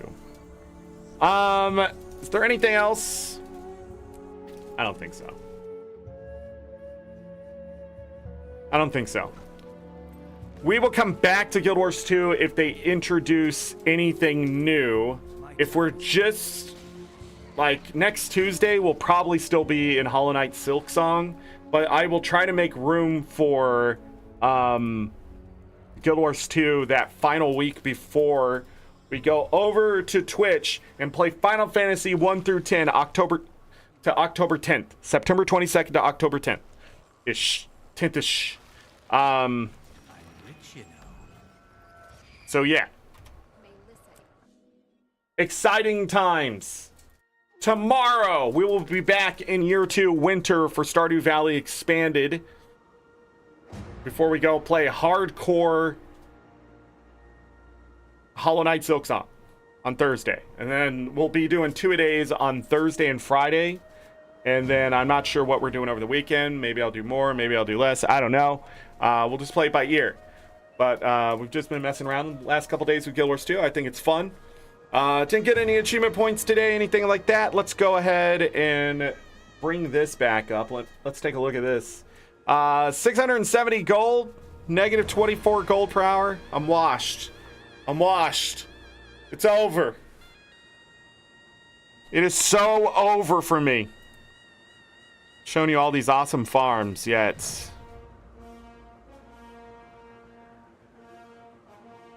nothing. Not much in here that got more of today. Since we focus is down just mostly the and look at all this stuff I had to use for the legendary. Oh, that's so funny though. I got a bunch of these materials back too, so you know, that's the other thing. I took a chunk out of that price by getting like scales. Like, it didn't just take 17 of these for the legendary. So we just got that many scales today. I think it's 50. Trying to see what else.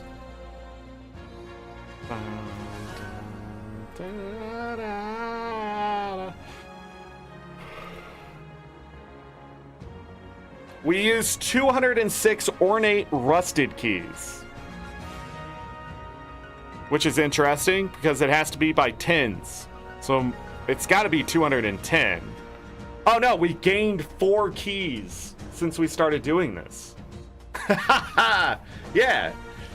Because I found 2 and then we got 2 blood in the water. Nice. Yeah, so we found 4 keys. I'm down to 118. But there you go. That's how money works in this game. But once I sell the legendary, I should get all that money back plus a pretty hefty profit of 600 gold, something like that. It should be something like 900 gold or whatever. So there you go. Yeah, that's it. Any mods lurking in chat, I appreciate you as always. Hope you guys enjoyed the shorter show today. The ridiculous stuff I was saying. I'm sorry YouTube chat was messing up and things like that. Binary, thank you so much for the $2 of corporation money. We got 1 out of our 50 goal. Thank you so much. I will put that towards a new shirt. All my shirts are falling apart. I have to get new shirts. Shirt is like too small on me too. Galka, see you later. How about a new hat? You know what, Ro? I'm just gonna pretend you didn't disrespect me like that. Cole would never disrespect me like that. Cole would disrespect me, but not like that. Wow. Wow. Why don't we just get a new boomer for chat? How about that? How about that, Ro? Cole told you to say it, whatever. Cole told you to say it. You're gonna blame Cole for how about a new hat?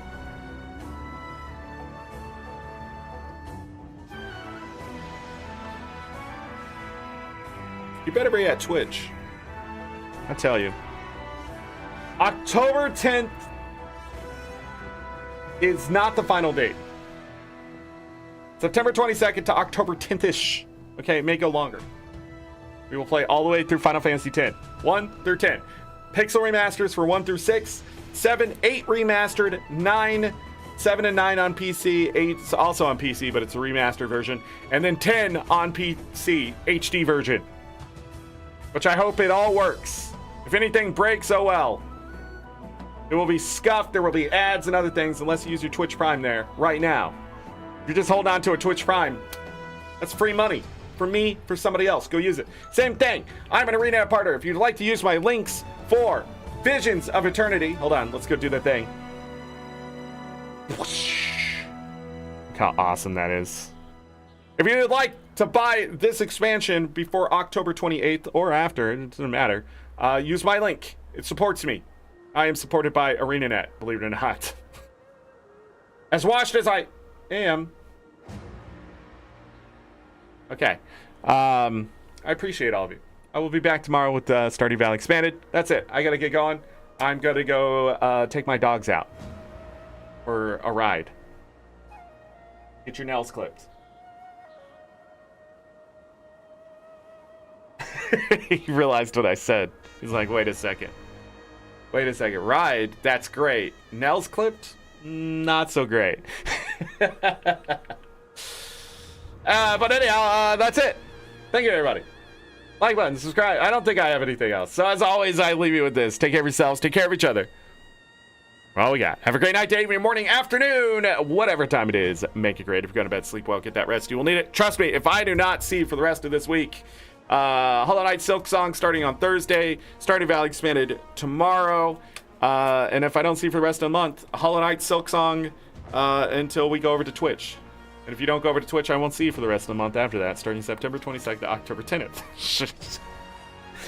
If I don't see you for the rest of the year because you get busy with school, work, holidays, family stuff, you decided to go have a kid because you're crazy, but you want to raise a nice human being, I appreciate it, but you can't watch me live because you're busy with that, I get it.